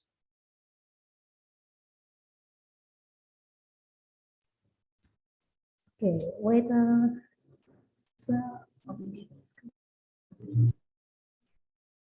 Yeah. Okay. Is it clear, Mas Heri? Yeah. Who's this? Okay, okay. Yeah, thank you. For now, actually, we see Indonesian government, they already start for the some plastic policies.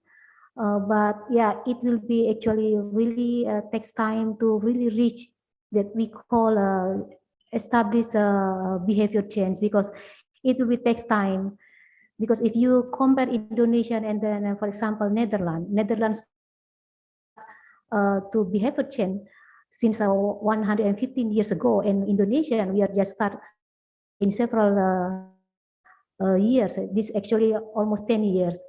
But I will say, yeah, this is true. It will be takes actually times, and also it will be takes budget, and we cannot handle this by ourselves. We need a hand on hand, and also collaborate effort from not only from the government but also from community, private sector, and CSO, and also scientists. Thank you. Okay, thank you, Bu Indarwati, for the answer. I would totally agree with you.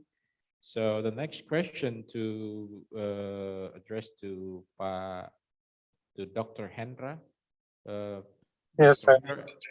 Are you still there, Yes. Dr. Hendra? Yeah. Yeah. So the question is, Yeah. in addition to KKP or Ministry of Marine Affairs and Fisheries, are there any government agencies working on plastic debris? Especially, I think this is for Indonesia. So can you answer the question, Dr. Hendra, please?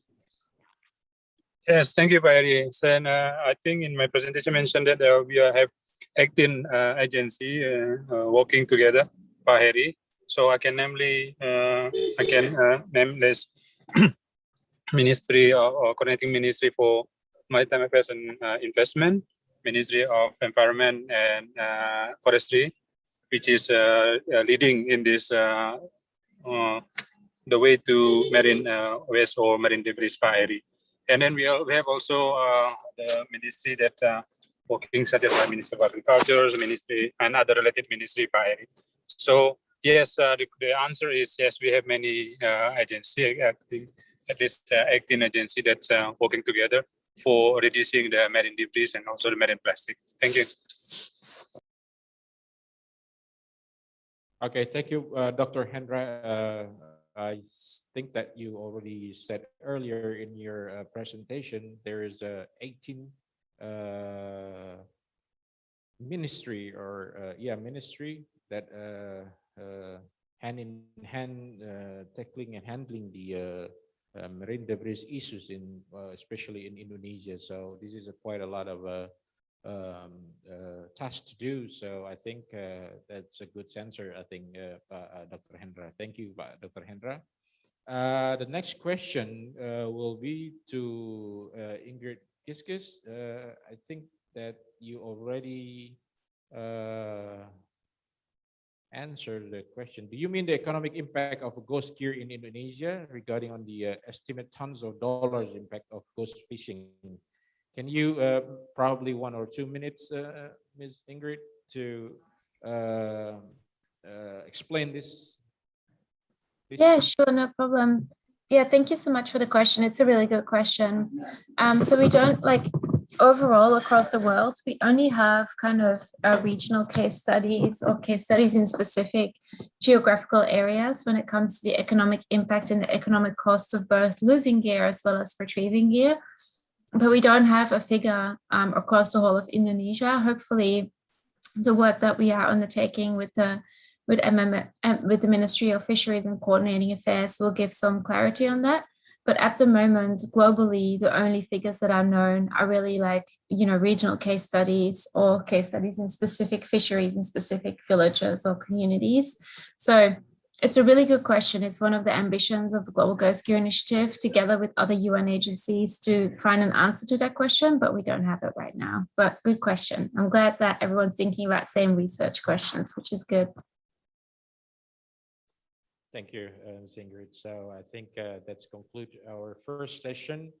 Thank you very much for the attending this first session. So now I will give the mic to the second moderator, Ibu Dr. Rini Rahmania, to continue leading the next session. Thank you very much from me.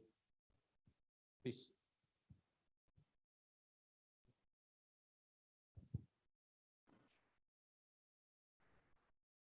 Thank you, Mr. Harry. Ladies and gentlemen, all participants from IORA region and beyond. Now we will continue to the second session, where we have another 4 excellent presenters who will give us the insight about small island management, including their best practices in combating marine debris, up to global monitoring program and collaboration. Therefore, I would like to invite the Senior Project Developer, Manager Global Marine and Polar Program, or GMPP from IUCN, to give 15-minute presentations on the topic of small islands waste management. Mr. João Matos de Souza, the time is yours.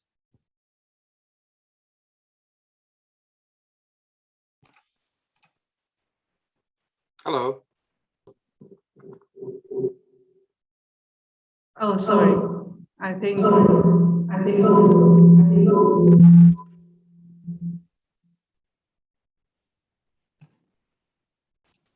Thank you, Mr. Harry. Ladies and gentlemen, all participants from IORA region and beyond. Now we will continue to the second session.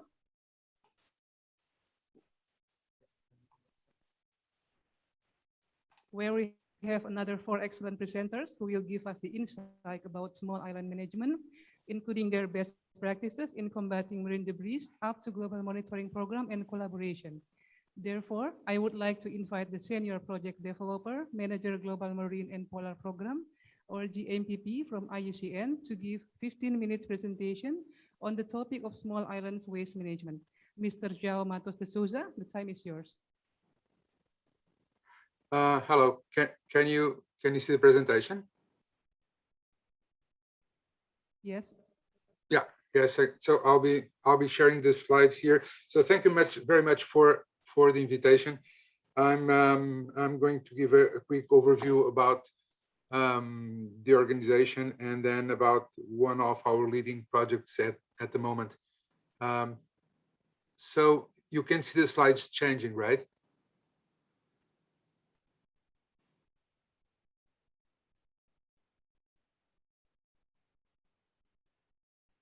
You can see the slides changing?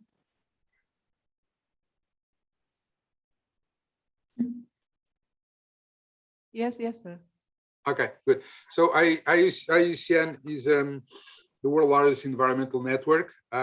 We sit across several countries and geographic regions, and we work in different areas, from forestry to agriculture to oceans, polar. I work mostly in the marine and global polar program, and I've been leading the work around plastics for 7 years now. Very quickly, we decided to reframe the plastic issues in trying to understand what would be more important than doing quantification, because our original work was trying to understand the scope, the size of the problem, trying to understand what was the cause for concern, and trying to identify where everything was coming from. So we started to develop a footprint methodology to understand where is it coming from and how much. And then Jenna Jambek released the first results from her study. Then we basically updated in terms of values because we address not only macro but also microplastics to understand the tonnage per year. And then we went a bit further and we started to go for specific geographical areas and try to do quantification on in regions like the entire Baltic Sea or the Mediterranean, and trying to understand all the flows of plastic that come from cities or even countries that are landlocked, for instance, where I live in Switzerland, but we also contribute via the Rhone River towards the Mediterranean, but across France. So trying to understand, for instance, in Mediterranean, what is the contribution per country, per type of polymer, per sector, and per pathway for the leakage of plastics in the entire Mediterranean. So this was a bit our focus in the beginning. And then we start to understand that not only understanding the sources, but then how do you address solutions and what is the policy that we can, in a way, put in place or recommend to start to tackle some of these issues. So then we moved a bit more into economic evaluation, and we are now working in the area of standards. So basically what we have is, as I was mentioning, we have an holistic approach, trying to understand the sources, and then at the end, the pathways, because we are not so inclined on dealing with a plastic that is already in the ocean, because mostly there's not much you can do about it, but trying to understand how do you stop the flow. So that's how our program became to be named as Close the Plastic Tap, because you do not address the symptoms, you address the cause of, let's say, the disease. Again, we don't address sneezing, we address the common cold. And that's where we try to mitigate. So most of our work has been trying to understand those sources and how you can act upon them. We have now a portfolio of projects that, being the two biggest ones, the Mar Plastic, all the information is available on the internet. It's a project that it's happening in Vietnam, Thailand, Kenya, Mozambique, and South Africa. So we do a lot of engagement with government, trying to work with them around the identification of sources first, and then addressing the solutions, trying to understand if there are economic business cases to put in place. Sometimes we recommend and we try to establish new value chains for derived products. Sometimes we support a small circular economic scale demos that could go from the enlargement of an existing facility for segregation of plastics at the entrance of a landfill, but can also go for creating materials or derived materials from plastic waste. The second other project that I'm going to talk more today, it's the Plastic Waste Free Island project. And this project it's set in three regions. It's a 3-year initiative. It's set in the Pacific, where we are dealing with Fiji, Samoa, and Vanuatu, and in Caribbean with Antigua and Barbuda, St. Lucia, and Grenada. So the whole idea is that we address the three main sectors that not only contribute the most to plastic pollution, but are also the ones that feel most the impact of this same pollution, and trying to understand how can you address this from their perspective, and trying to minimize the plastic waste generation, and by doing so, of course, eliminating leakage. So I'm not going to dwell too much into the intricacies of the project itself. So this slide is a bit too heavy. I'm going to jump immediately to this one because it's the best way to explain. So what we do is we started with these small 6 island developing states, 2 in the Pacific, 3 in the Caribbean, and actually now have 2 more in the Mediterranean region. So Menorca, and which is not a state, and belongs to Spain and Cyprus. And we are also now going to extend to more countries or smaller developing states in the Caribbean region. So what we do is first we do a sector analysis where we have the plastic footprint of the entire country.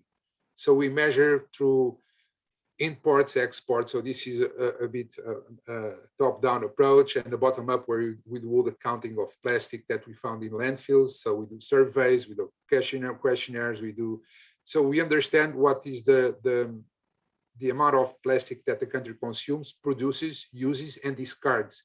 And everything that is outside of this equation will be most probably a leakage.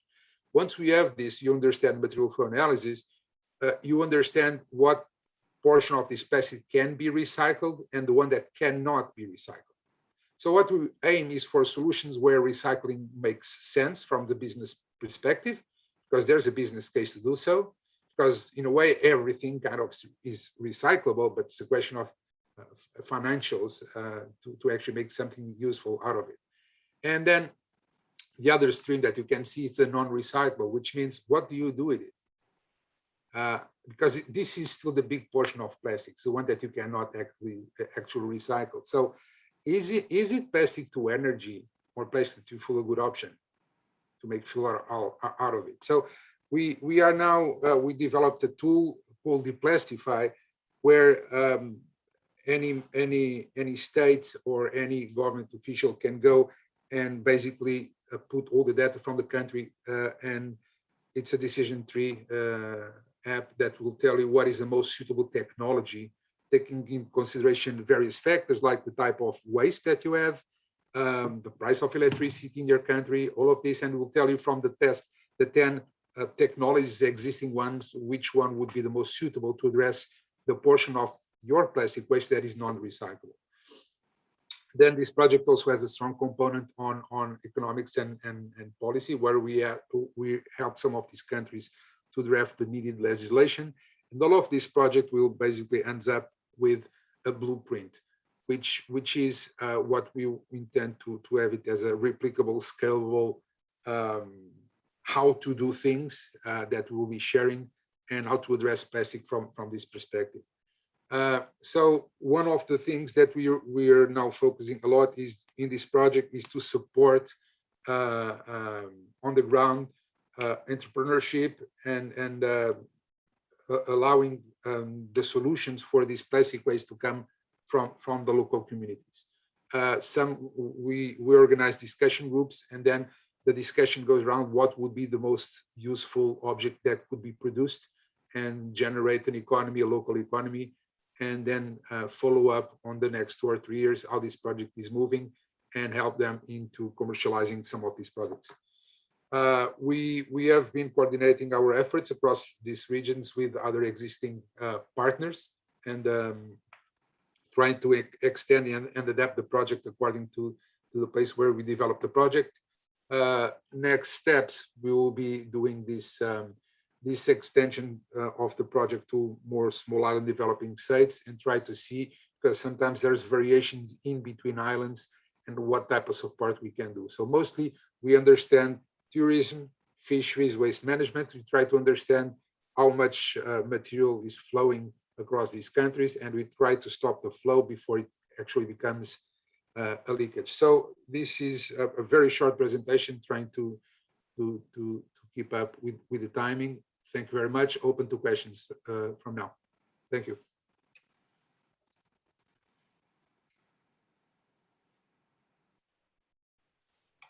Thank you very much for your nice presentation, Mr. João Matos de Souza. A kind reminder for all participants, if you have any questions, kindly please write it down in the chat box below, and we will address to the relevant presenter after all presentations is delivered. Now we are going to hear the next 15 minutes presentation from the Senior Advisor on Science, Policy and Program Development of Conservations International, or CI, on the topic of best practice in combating marine debris. Dr. Victor Nikijulu, the time is yours. Yeah, thank you. Thank you so much, moderator.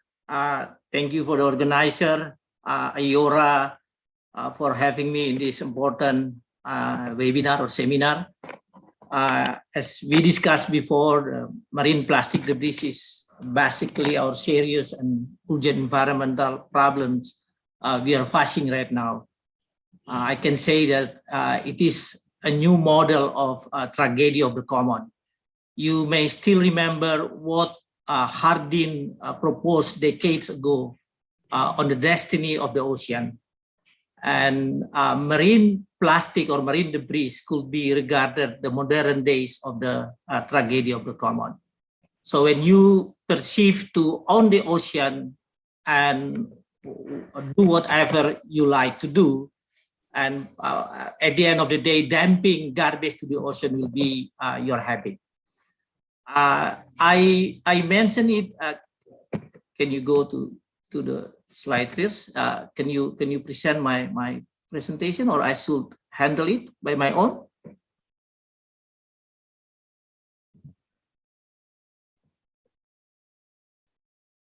Maybe you can handle it by your own. All right.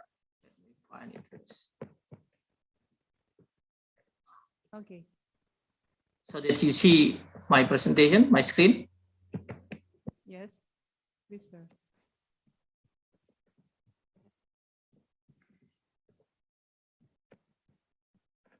All right.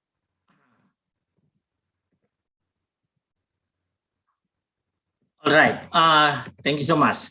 I mentioned plastic debris is our destiny, as it will determine our future.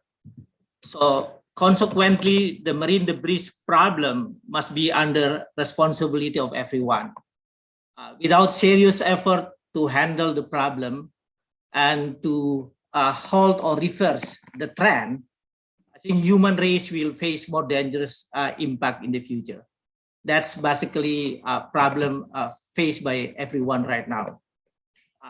About millions, I mentioned before, about 30 million of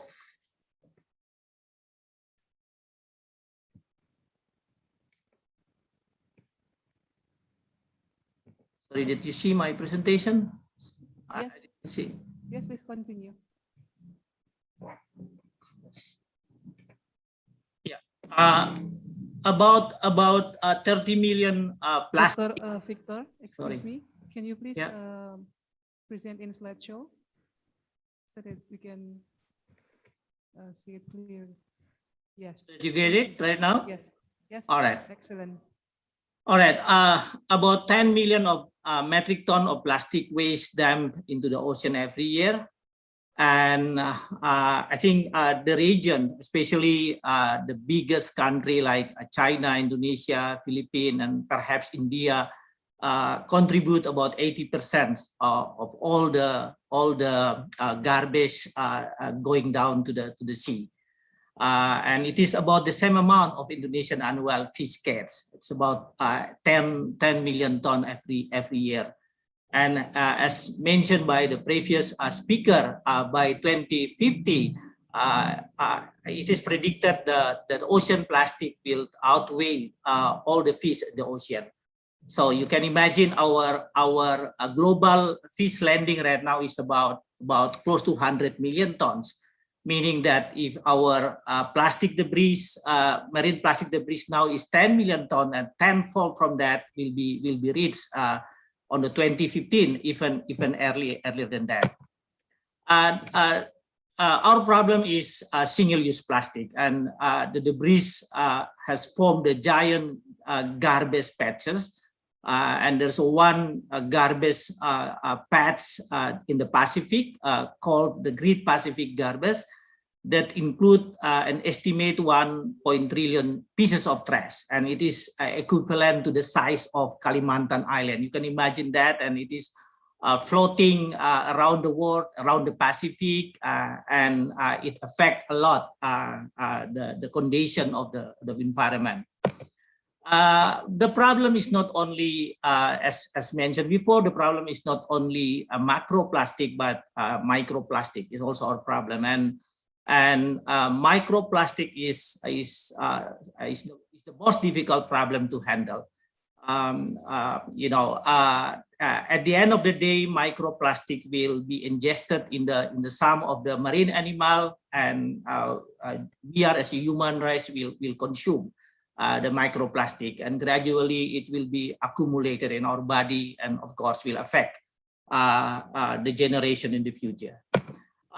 most of the ocean trash sit on the bottom. So our problem is how maybe we can handle the floating garbage.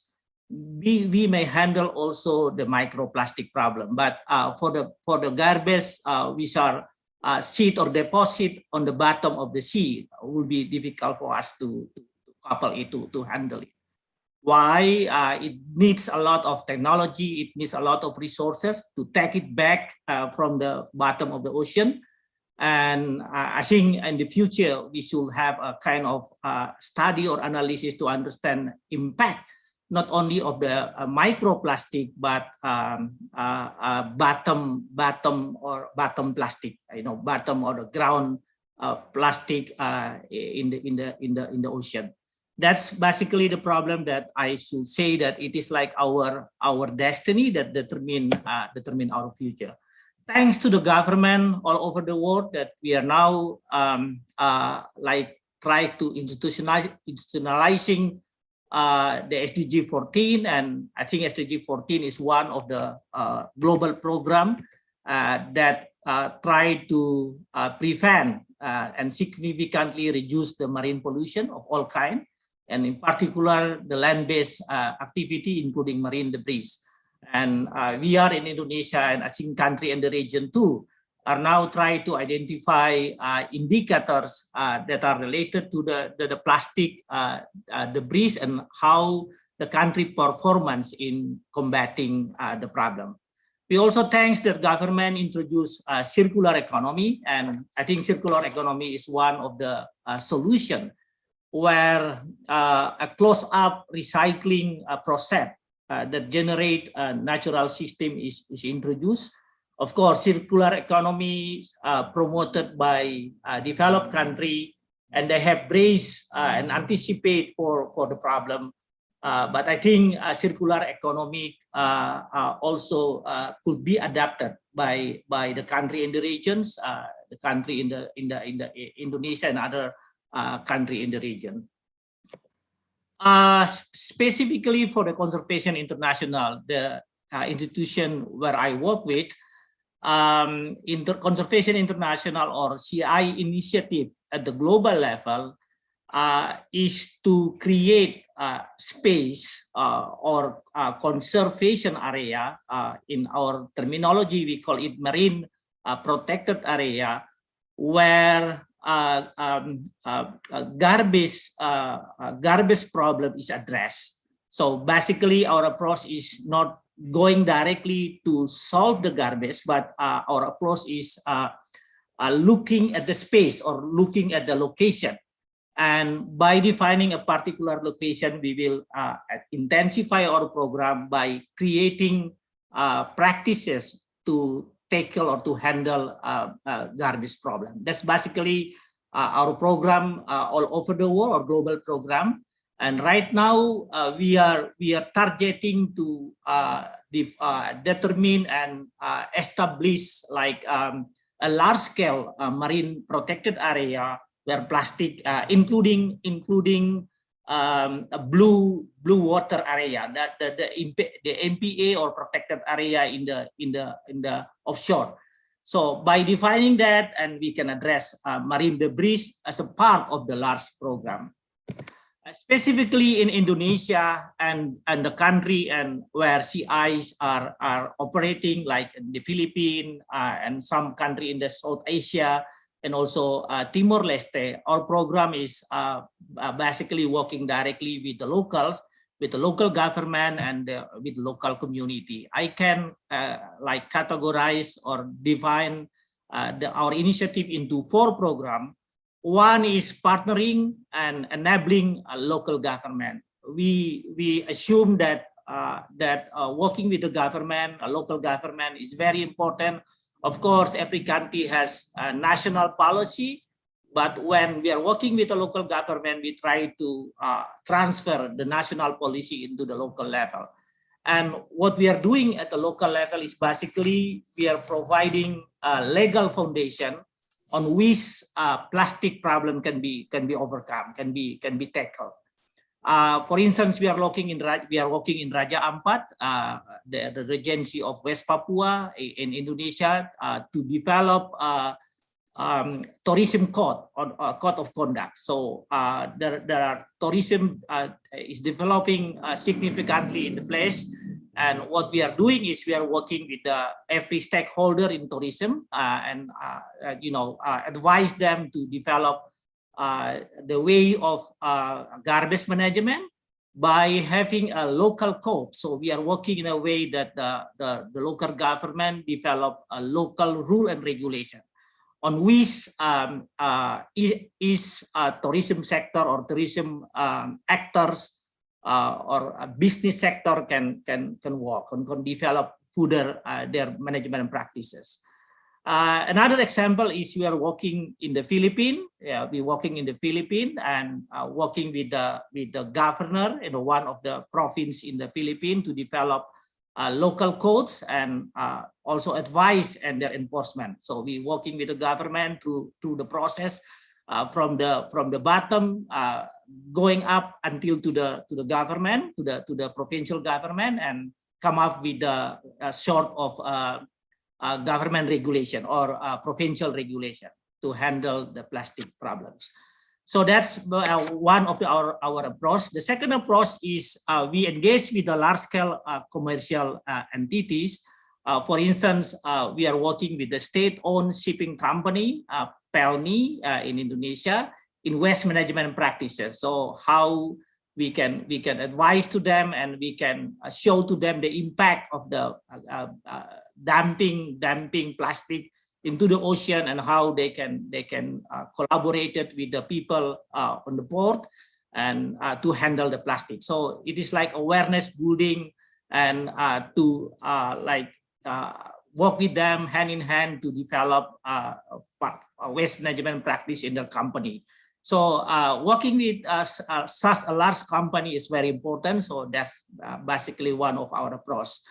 Advising tourism operator, hotel, restaurant in their waste management, also another thing that we are doing right now.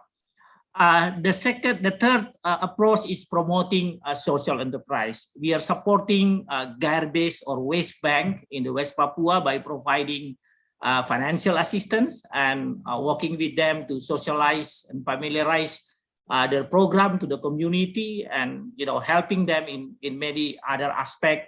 In a way, the garbage bank can be developed and working with the local community there. We also work with the community in Bali to develop waste management practices in the 7 rivers in Bali. I will show you the picture later on. That's basically social our approach in what we call social enterprising. So how the garbage can be handled by the company, by the enterprise, by which profit is not only the orientation. We work in a way that the company or the enterprise can also consider the environment and involve also community or the people. So basically that's the terminology of social enterprise, and we are using that terminology to introduce how community and the people can collaborate together to tackle the problem. The fourth initiative is a community scale campaign. Beach cleaning program, as have been explained before, that it's very important, and we have that kind of program. Environmental education and training, especially to the youth, to the boys and girls, community consultation, and establish a campaign group involving women, boys, girls, and the youth. This picture basically showing what we have done in the Philippines, and the upper left picture showing how the governor is there, and the upper right picture showing the community, the participation process, group discussion to come up with the draft of the code that will be enacted by the governor. So we have that kind of activity. Another approach is having like a commitment. We call it conservation agreement. So this kind of agreement, we made it in Bali, where the participant are signing the agreement and have a commitment to follow up what that stated in the agreement. This is the picture show activity that we are doing in Bali, for instance, by involving youth, children, women, especially, and our approach is also developed. Right now, we have a youth group called Youth Conservation of Indonesia, and it's the first one based in Bali, and gradually we are introducing the similar approach in other part of Indonesia. This picture show the equipment that we develop, we design, and we develop, and the equipment we use in Bali right now. It is used in Bali. It's community approach. It is basically garbage collector on the river, and we work with the people along the bank or the river bank in the 7 villages, seven rivers in Bali. Especially, we are focusing in the southern part of Bali, in the Denpasar area and around. To some extent, we also help the community by. Dr. Victor, you have 2 minutes left. Yeah, by providing our facility and working with them. These pictures show how women is participated. This picture show how we approach the elementary school in West Papua and educating them about the garbage, the environmental things. We have a program where we call it floating class, where there's a boat. We have a boat under the name of Calabia, and the boat is going around the area and educate the people there. To make it to the conclusion of my presentation, we hope that the country in the region, Indonesia, of course, and other country can engage with the NGO and both international and local NGO to develop this very important program. But our next program that we will still protect the area, and under the protection area, or protected area, garbage will be one of the components. Will transform the best practice that we develop in or pilot in area to other area, and then we will create innovation program, including financing innovation, incentivize what we have done before in places that we have carry out our program. We will incentivize the program by involving other people.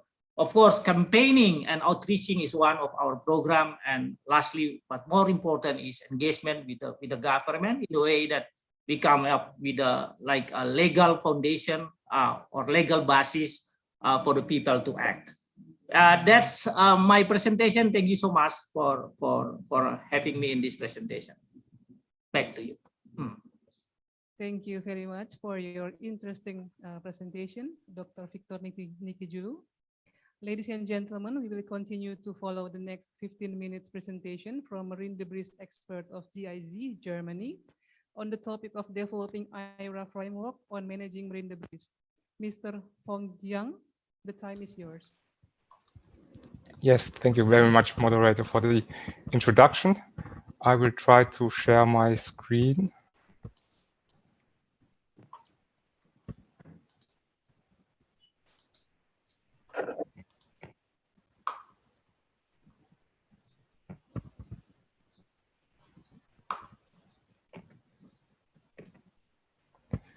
I guess it's uploading. It's a huge presentation.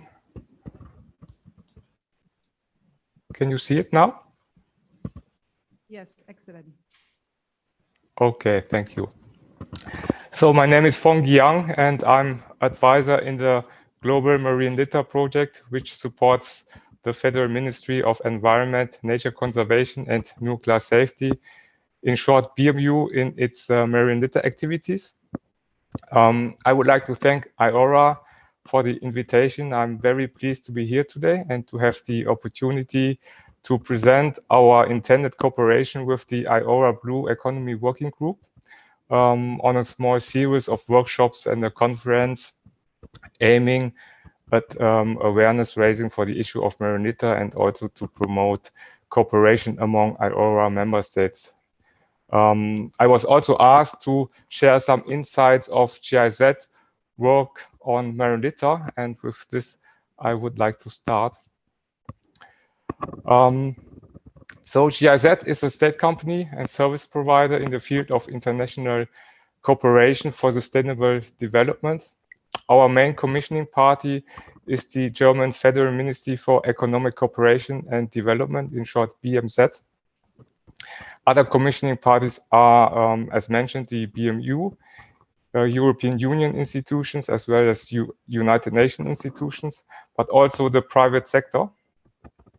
In regard to the private sector, we are increasingly cooperating with the Alliance to End Plastic Waste. This is an industry-founded and funded non-profit organization with more than 80 member companies.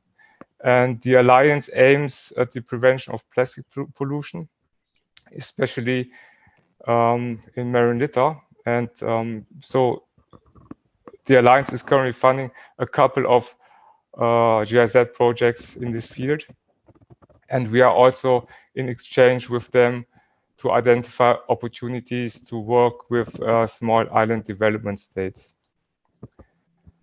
In the field of waste management and marine litter, we currently have more than 30 projects in 20 countries, with a strong focus in Asia, where we have a couple of regional projects. Alone in Indonesia, we have 8 projects in waste management and circular economy. And but you can also see that we have only little activities in Africa, and so we are very much interested to change this and hope that we can identify some opportunities in the IORA region. Marine litter is or has been playing an increasingly important role in our project portfolio, so that we recently prepared an internal paper on our position in this field. And I would like to share some points of this position paper. So our goal in combating marine litter is to prevent the loss of marine biodiversity and ecosystem services, including the prevention of plastic inputs into the food chain and the preservation of tourism potential. And this may require the implementation of both short-term measures, such as marine litter retention or local cleanups, but also long-term sustainable measures in the waste management sector and in the area of consumption and production.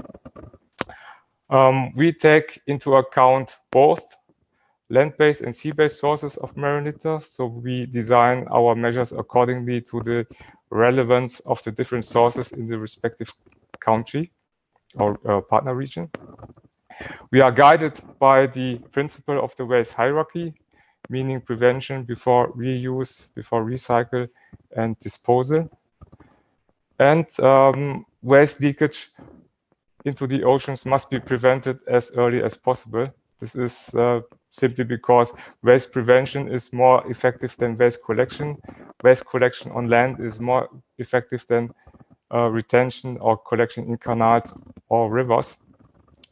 So the further waste is transported towards the sea, the more difficult it is to collect. And lastly, we see international cooperation and the development of international agreements as a necessary contribution to reducing marine litter at global level. So from our side, we actively support the exchange between the German government, the European Union, and our partner countries in such international processes. Translated those key issues into our consulting activities, we can group the activities in 4 categories. We support the transformation process from a linear to a circular economy. Here we have a strong focus on the advice of national governments. We improve waste management systems and markets. In this area, the extended producer responsibility principle, EPR, as a means to finance waste management services plays a major role in many of our projects. We enhance governance and support the exchange of and support the cooperation among all stakeholders along the value chain. And lastly, awareness raising plays an integral part of our activities. Now, in the following, I have short presentations of some projects in the IORA region. For time reason, I can only name them very briefly.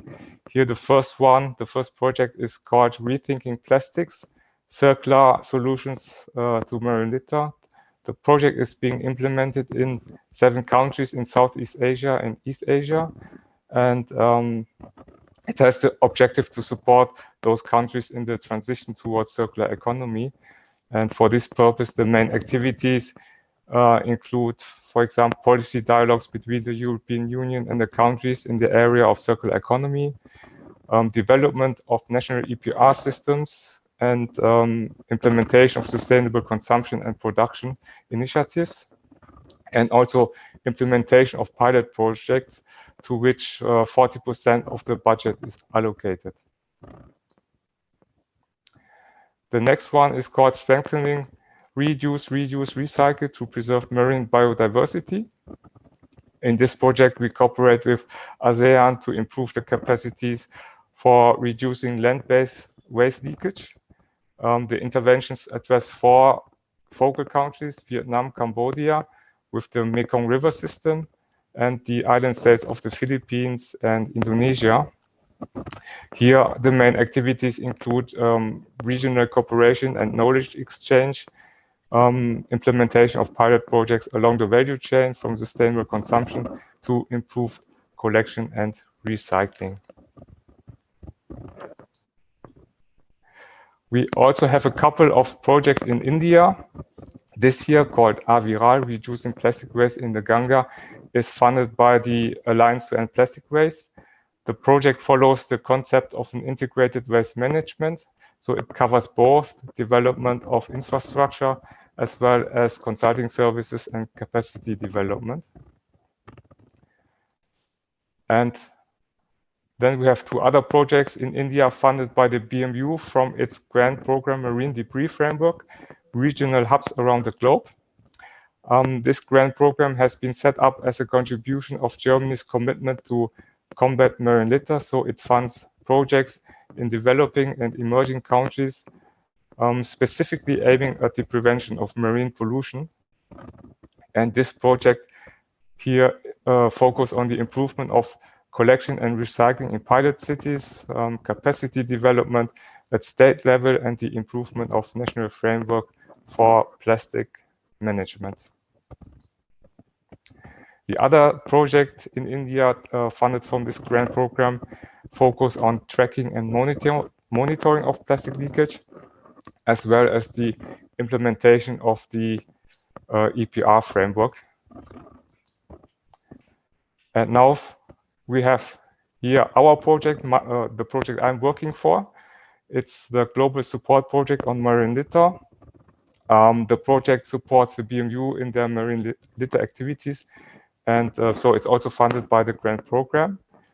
And our support includes the provision of technical and conceptual advice, the facilitation of international exchange of knowledge in marine litter, and the implementation of small-scale measures such as studies, pilot projects, or events for capacity development and exchange, which might be then starting point for further interventions. And in this context, we are planning the series of workshops on the conference with the Blue Economy Working Group of IORA. But before I come to this, I would like to present briefly another process we supported the BMU in this year, namely the Ministerial Conference in Marine Litter. This conference took place in September this year and was organized by the so-called co-convener states Ecuador, Ghana, Vietnam, and Germany. And the aim of the conference was to inform political actors about possible key elements of a global plastic agreement, and so to gain high-level political support for the establishment of an intergovernmental negotiating committee to be called for in the upcoming UNEA 5 in February next year. And the outcome of this conference was a ministerial statement, which includes a couple of key messages on a potential global plastic agreement. And so at its core, it underlines the need for a global agreement. Currently, more than 70 countries have endorsed this ministerial statement. The endorsement process is still ongoing, so governments still have the possibility to endorse the statement and so to actively call for a global agreement. I will share with you the link to the homepage in the chat later for those who are interested in this process. So now finally we are at our intended cooperation with the IORA Blue Economy Working Group. Jointly with IORA and my colleague from the other GIZ project to strengthening the IORA Secretariat funded by the German Federal Office, we elaborated the idea of a small series of workshops and a conference to give opportunity to IORA member states to exchange on the topic of marine litter, to initiate and manifest cooperation, and so to finally put this topic in the working group agenda. We will start with an online workshop planned for the 4th week of November, so quite soon. During this workshop, member states will have the opportunity to present their current status on marine pollution and start initial discussions on opportunities for collaboration. And to facilitate this exchange, we developed a questionnaire with questions related to marine litter and waste management. For submission of this questionnaire, we put yesterday as deadline, but we are still open to receive further response to include the results in the workshop. If needed, we will organize a second workshop for further exchanges. And following these online workshops, we plan to organize an in-person conference next year, likely to take place in Indonesia. And the purpose is to deepen collaboration and to develop a strategic framework. For this, the purpose of the framework is to underline the intention of cooperation between the member states and to qualify objectives and the content of such cooperation. And the framework should then serve as a basis for further sub-regional and regional action plans. So the framework is actually to be developed during the conference, but I have already put here our idea of such framework with some key elements which might be included and then which could then be further elaborated in detail during the upcoming events. So the policy should or could address the IORA policy upon agreed objectives. Such policy should encourage the member states to undertake joint regional or sub-regional planning and to commit to international agreements. For example, it would be great if IORA states can develop a common position on a global plastic agreement that they then endorse internationally. It's also very important to develop a strategic approach to financing mechanism and to financially sustainable service improvements. The framework should address initiatives and measures related to research and capacity development, to encourage the research and to promote cooperation among research institutions in the region, but also to promote the integration of scientific knowledge into policy-making processes, and so to enhance science-based decision-taking. This might apply, for example, to approaches to introducing circular economy principles. The issue of low public awareness for the impact of marine litter should be addressed by programming of awareness and education programs. Target groups are not only citizens, but also decision makers and key actors in the supply and plastic value chain. And lastly, the private sector should be addressed in the framework.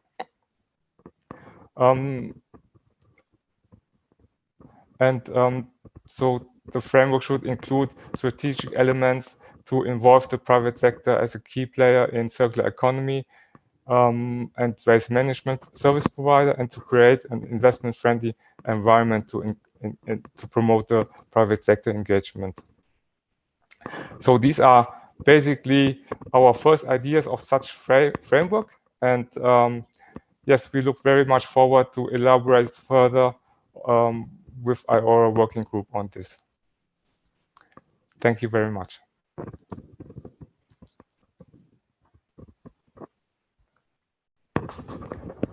So Thank you very much for your comprehensive presentation, Mr. Fong Jiang.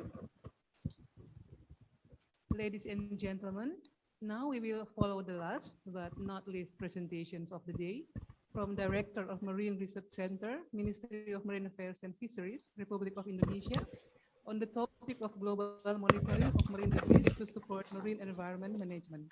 Dr. Radiarta, the time is yours. Thank you, Dr. Thank you, Dr. Ini. Good day, everybody, participant and the speaker. My name is Nyoman Radiarta. I'm the Director of Marine Research Center, Ministry of Marine Affairs and Fisheries. I would like to thank to the IORA and the committee that's giving us the opportunity to present the global monitoring of marine debris to support marine environmental management. So let's start with the global context of marine debris. Pollution of marine debris in the world, especially plastic waste, increased along with the growth of global plastic production.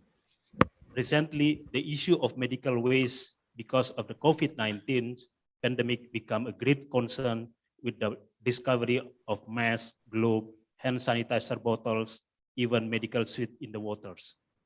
In Indonesia, the issue of plastic waste after the publication of Mrs. Jabek in 2015 stated that Indonesia is the #2 polluter of plastic waste to the ocean in the world after the China.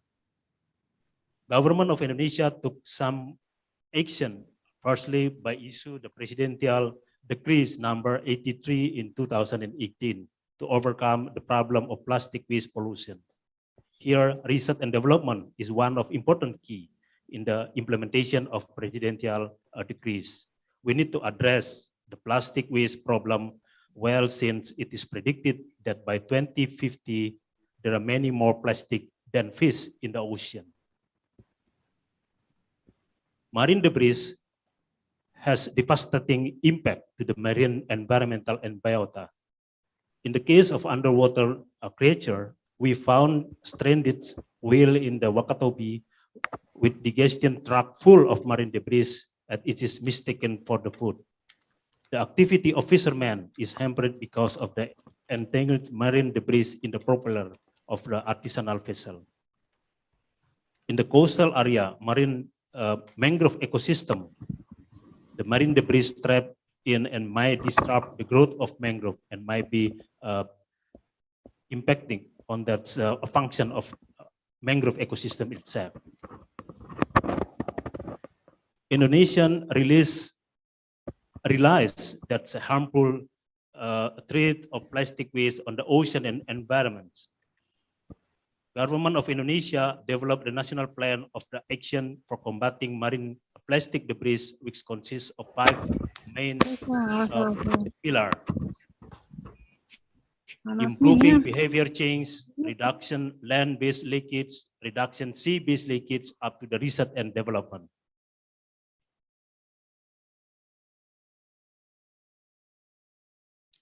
In the monitoring marine debris, we have 6 steps, starting from source of river, identification and composition, up to the management response of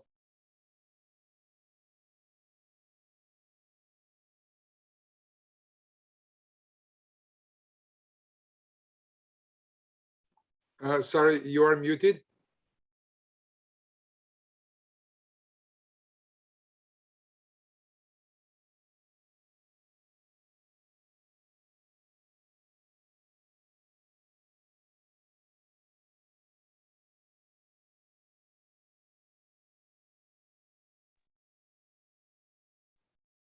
Is it okay? It's good now. Thank you. Okay.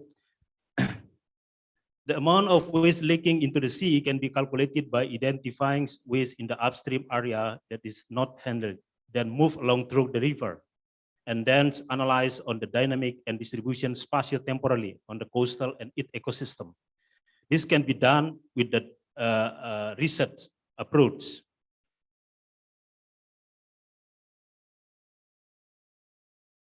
Identification of marine debris composition for macro and meso debris can be conducted on site, while microplastic needs a specific tool in the laboratory.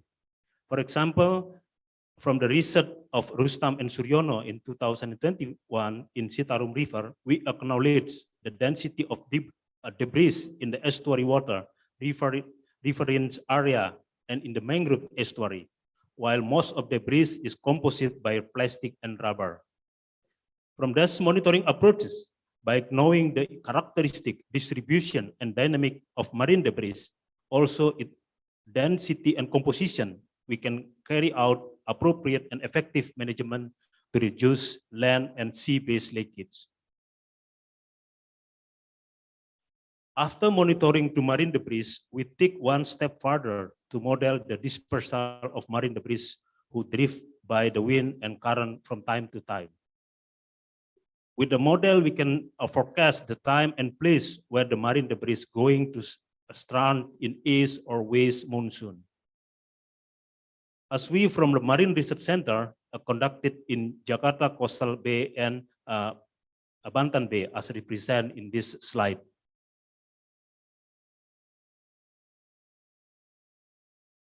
We are deepen our research to understand the spatio-temporal variability of marine debris. Using model, we release marine debris particle from 21 rivers in Indonesia on July, August, and September. As the result, most of particles stranded in Indonesia coast throughout the year and come from all rivers with a similar contribution. All rivers contribute to stranded particle in the Indonesian region, especially those located in close bay, such as Surabaya or Ambon's island. Particle build up peaks in January, February, June, and July, as represented in this graph.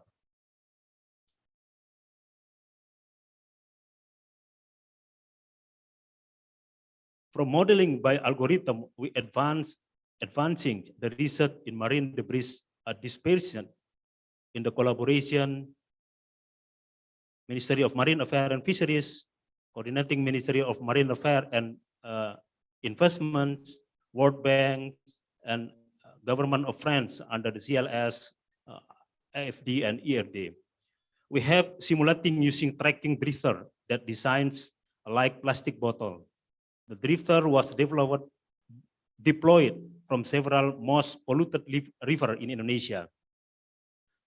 The result is expected to be able to improve our understanding of marine debris movements and its distribution pattern, since we simulate the marine debris as real condition in the sea. From the experiment in January to April 2020, if we deploy particle from Muara Gembong, Citarum River of West Java, first on January 2020, we will find after 3 months the particle will enter the Flores Sea, while the second deploy on February 2020 will enter the Indian Oceans, as represented in this modeling's animation. Some particles shown in the red color will toss around at the sea, dispersed by the wind and the current condition. And other particle we stranded on the coast.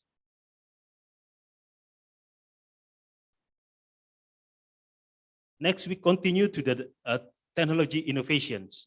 We come up with the design of incinerator vessel. It is based on what we studied at the waste management facility on the Seribu Island, DKI Jakarta. We designed the vessel that could clear up the marine debris using a certified incinerator. It could diminish landfills requirements, and minimize fuel consumption. Now, design on this vessel is being reviewed to be a scale up in the prototype phase. Other next innovations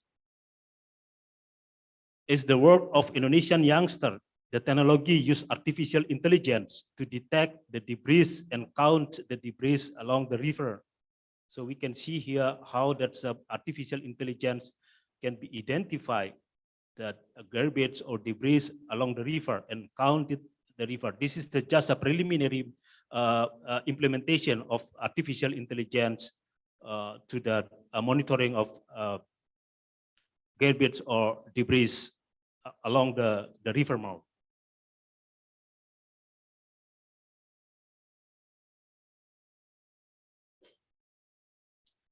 In the near future, there is a great potential using marine debris big data, recent advanced technology combining with the nationwide sampling observations, also enhance the collaboration and capacity building to develop science-based policy for combating marine debris toward a healthy ocean. In conclusion, we can say that marine debris management can be improved by understanding the source or river composition, density, dynamic, and distribution of marine debris. Sorry. These knowledge are also useful for planning and mitigation and action to address the marine debris in the region with the more efficient and effective. In managing marine debris, marine plastic debris, scientific aspect should be considered in developing the policy and regulation. However, the key principle for combating marine plastic debris is to prevent item become debris in the first place. Marine plastic debris is the worldwide issue. Indonesia invited its collaboration for combating marine debris by research, technology development, capacity building, and integrated monitoring. Thank you. Thank you very much for your excellent presentations, Dr. Radiarta. Now we are arrived in a question and answer session, and we will choose 3 questions from participants.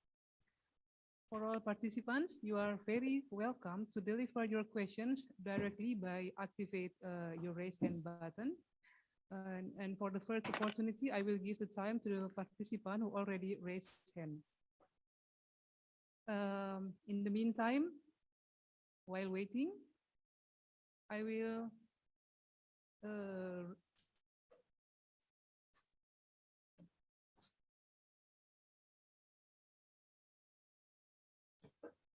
I think I'm still muted. There is a question in the chat box. Can I take that question, Ibu Moderator?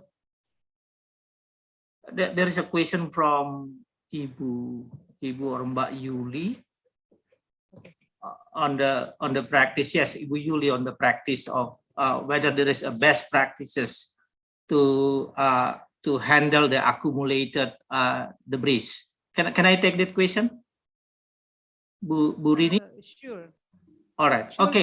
Dr. Victor, but at first I will address the questions for the science aspect also to you.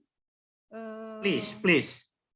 I'm happy to respond to that question. Monita, what is the short, medium, and long-term impact of COVID-19 pandemic on ocean sustainability? So maybe it is from the science aspect. Maybe it is more relevant to you.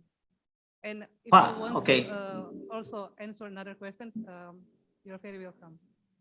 All right. I think the first question can be answered by Pak Nyoman, since Pak Nyoman a little bit talk about that, about the impact of COVID-19 pandemic. So I will let Pak Nyoman answer that question. But let me answer the second question. The very good question from Bu Yuli, if I'm not wrong, Yuli Riyadi. Yeah, I hope I don't wrong identify her or him. Ibu Yuli Riyadi, very good question. His question is, what measures can be done to address marine debris that has been accumulated? Is there any best practices? I think, as far as I understand, for the microplastic, micro debris or microplastic, I think the nature will play, naturally the problem could be solved, but it will take so long. It will take, a very long time for the nature to what do you call it, to neutralize the problem, to neutralize the marine plastic problems. But for the macro plastic one, what we have done in Raja Ampat, for instance, it is not only beach cleaning, but also seabed cleaning. So we have a program where we ask the diver when they are going to dive. We ask the diver when they are encounter any plastic during the diving, that they can take it back. Basically, that's the practice that we introduce to the divers, and most of them are international, not Indonesian diver, but international diver. They're very aware about that for the macro plastic, if they're finding it. There's a country that tried to take out the plastic debris on the seabed by using troll. So they have a practice where they're trolling the ocean bed, and of course most of the trolled items are plastic, and I think that's a good things to do, but at the scale, at a large scale level. But for the small scale, and when you're involving the community, and we can increase their awareness in a way that they understand the plastic, the accumulated plastic is a problem, and of course we can introduce a very simple model like divers, and divers can make it. That's basically the practice that we have done so far. But of course, accumulated plastic is the problem, and in addition to prevention, we should develop the management system by which accumulated plastic also can be handled. Thank you. Thank you, Dr. Victor Nikijulu. Before continue to the second questions to Dr. Radiarta, maybe Mr. Zhao and Mr. Pongjiang could add another answers in terms of practice.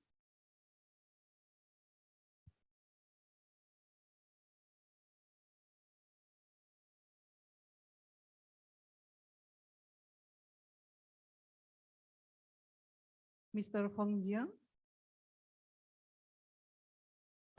Yes, hello. I'm not sure if I have a better answer than the one just given from the colleague. So I think we from GIZ has rather experience in the upstream measures, policy advising on policies to prevent the leakage and the pollution of plastic. So it's actually not really our field where we can contribute with vast experience.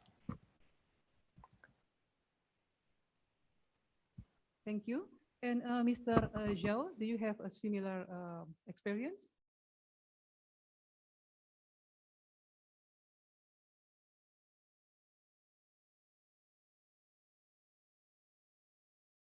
Mr. Zhao? Okay, then maybe we are moving to the next questions addressed to Dr. Radiarta about the impact of COVID-19 in short, medium, and long term to ocean sustainability. Thank you, Dr. Ridip. Thank you, Bu Afifah. That's from a very good question. Yeah, this is the mentioning about the short, medium, and long-term impact of the COVID-19. As I explained before in my previous slide, that's the COVID-19 debris is become one issue recently, because we know that the COVID occurred since 2020. So I believe this also will impacting on the environment. So based on our research activity recently. So in Citarum, like I mentioned in my presentation, in Citarum River, right now that's the main composition when we see the monitoring 6 aspect on monitoring perspective from the source of a river and from identification and composition and up to that dynamic and distribution. In that Citarum area itself, we found that a plastic and a rubber is the most dominant composition of marine debris we found in that area.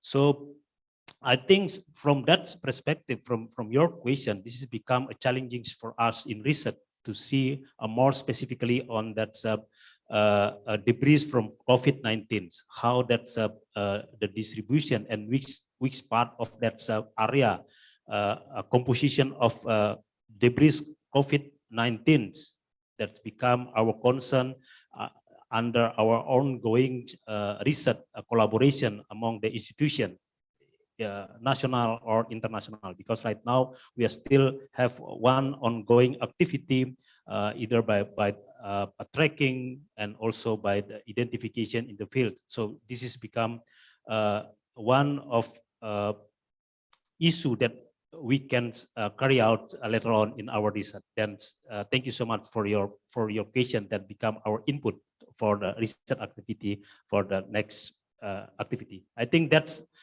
I'm not sure this is might not be clear answer because we don't have much information yet about that the impact on debris of marine COVID-19. We just identify the possibility that COVID-19 debris to that's impacting on the environmental. I think that's become, as I said, that's become a point of our research in that next activity. Thank you. Thank you, Dr. Radiarta. Ibu moderator, just a little bit add on that explanation of Pak Nyoman. Can I make it? Yes. Yeah. In addition to the plastic use in the direct medical treatment, like Pak Nyoman said before, like plastic face shield, probably gloves. Our problem also in the pandemic is the plastic resulted from the economic of the lockdown economic. Like take away food containers, like online shopping where people are normally using plastic wrap. And I think it increased dramatically, in Indonesia and I guess in other countries too. Because of COVID, our problem in plastic not only problem resulted directly from the medical treatment that are using plastic materials, but also economic, lockdown economic, like I mentioned before, like containers, plastic container, food containers, Ojek or Gojek, online shopping, things like that, come up with the plastic problem. I do agree with Pak Nyoman that we need to have a kind of study on that and analyze how to tackle the problem. Thank you. Thank you very much, sir, for your additional explanations. Before I close the sessions, I would like to give one last chance to all participants who wants to address their questions directly by raising hand.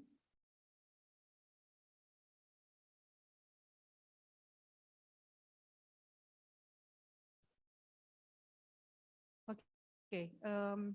While waiting, I think we have one question from YouTube, one participant from YouTube. I think the question is for Dr. Nyoman Radiarta. What is the simple steps to deal with marine debris at the coastal community level?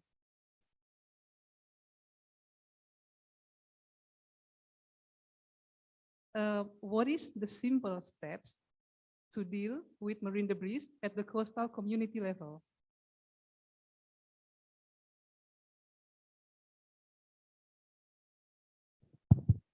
simple answer is that to change our behavior about that the marine debris, how we can tackle by ourselves from our own action, then become impacting to that all the community. That's my simple answer. Totally agree. Simple act can make a bigger change. So is there anyone who wants to deliver their questions directly? If not, then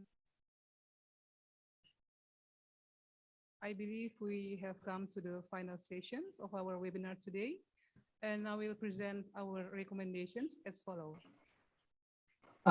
This is Dr. Habbu. Can I intervene? Yes. Just for 30 seconds. Yeah, this is about the question on COVID-19 related plastic waste that would enter the ocean and whether it would affect the ocean sustainability. Yes. If I have understood the question correctly, it asks what would happen to the numerous COVID-related personal protective equipment, masks, etc., which are made of plastics.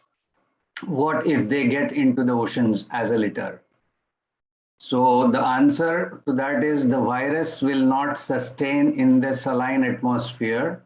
So in terms of health aspects, it will not do any damage.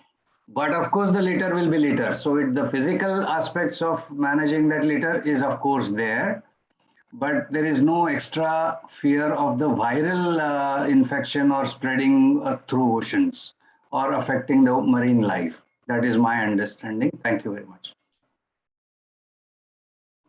Thank you very much, sir. We have another questions? No? Okay, thank you very much for all presenter and all participants. If you want to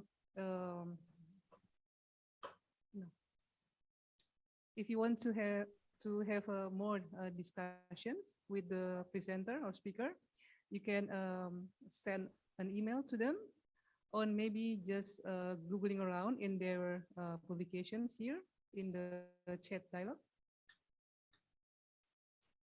So I believe we have come to the final sessions of our webinar today. Thank you very much for all the insight from presenters and all the interesting questions from all participants. Now I will present our recommendations as follows. The first one, marine debris management can be improved by understanding the source or drivers, composition, density, dynamics, and distribution of marine debris. Another important aspect is scientific aspect that should be considered in developing the policies and regulations.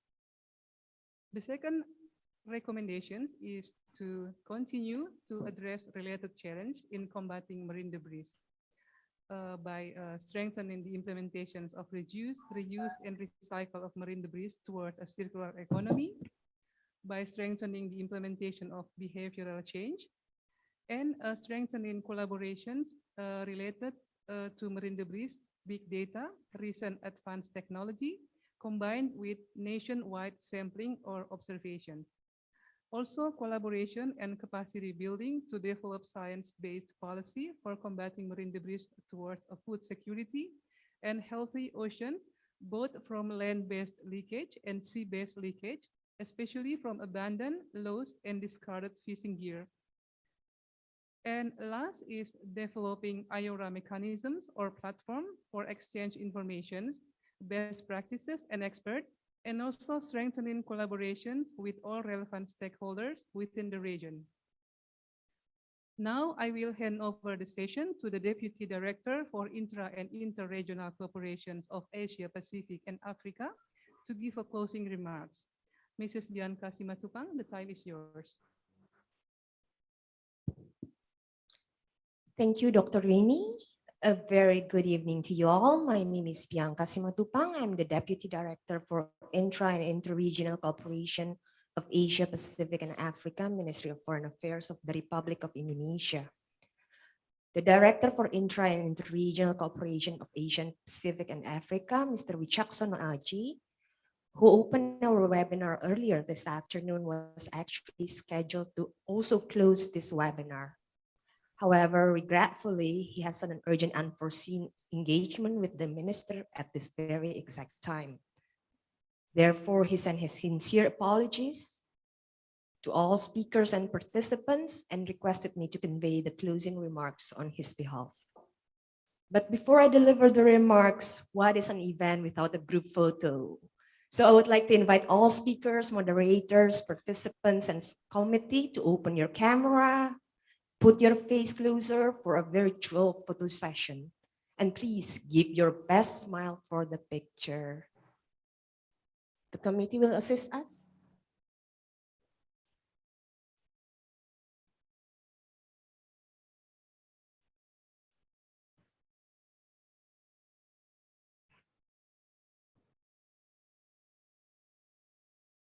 Second page.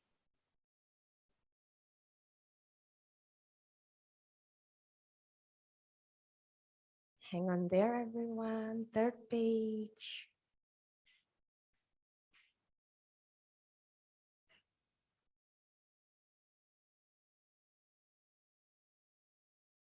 All right. Thank you, everyone. Now allow me to deliver the closing remarks on behalf of Mr. Wicaksono Aji, the Director for Intra and Interregional Cooperation of Asia Pacific and Africa, Ministry of Foreign Affairs of the Republic of Indonesia. Esteemed speakers, distinguished participants, ladies and gentlemen, as has been fruitfully discussed in our webinar, collaboration in the Indian Ocean region is vital to tackle plastic waste in the oceans. The issue of marine debris is a transboundary issue. Located in the Indian Ocean, IORA countries need to manage not only their own plastic waste, but also waste from other sources, either neighboring countries or the oceans. While the region dominated,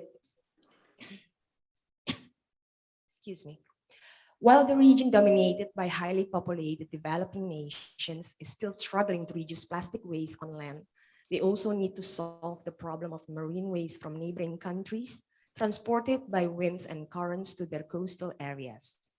Therefore, a concerted effort among IORA countries to combat global marine plastic waste issue is of importance. As we may all be aware, at a national level, several IORA countries have come up with their own plans and policies to reduce plastics on land and to manage waste in its territory. However, there has been no specific plan to regulate marine plastic waste at a regional level. In addition to each nation's waste policy, IORA countries should set up a regional guidelines and action plan comprising common actions to reduce plastics in the ocean. To ensure its effectiveness, the implementation of these guidelines and action plan shall be conducted under the purview of IORA functional bodies and reported to the CSO meeting. A regional guidelines and action plan could strengthen the IORA legacy on marine plastic and provide a model for global action. Cooperation among IORA countries to enhance waste cycling technology is also deemed necessary.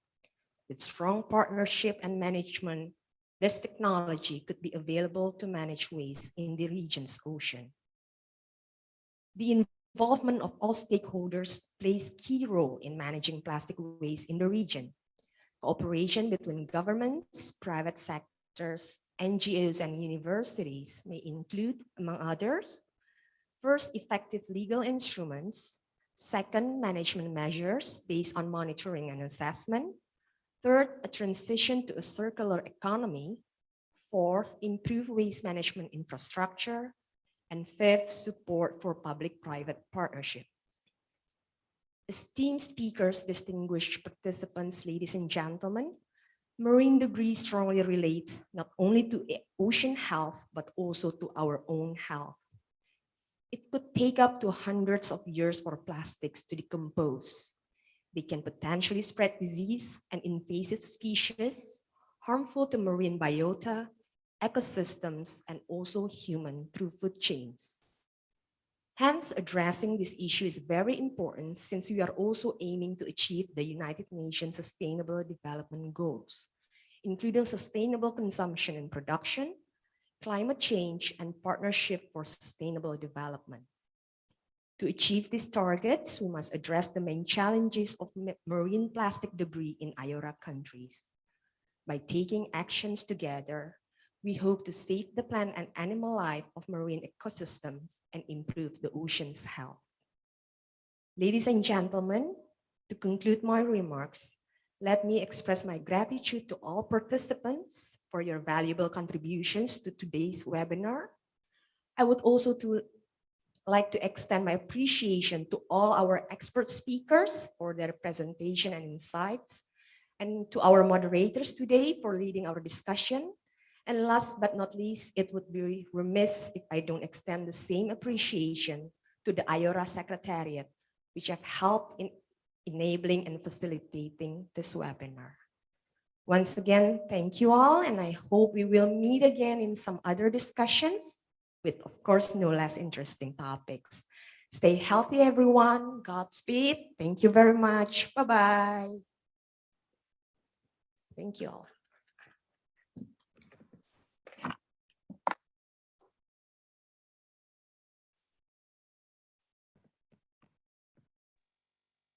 Thank you. Thank you, everyone. Thank you.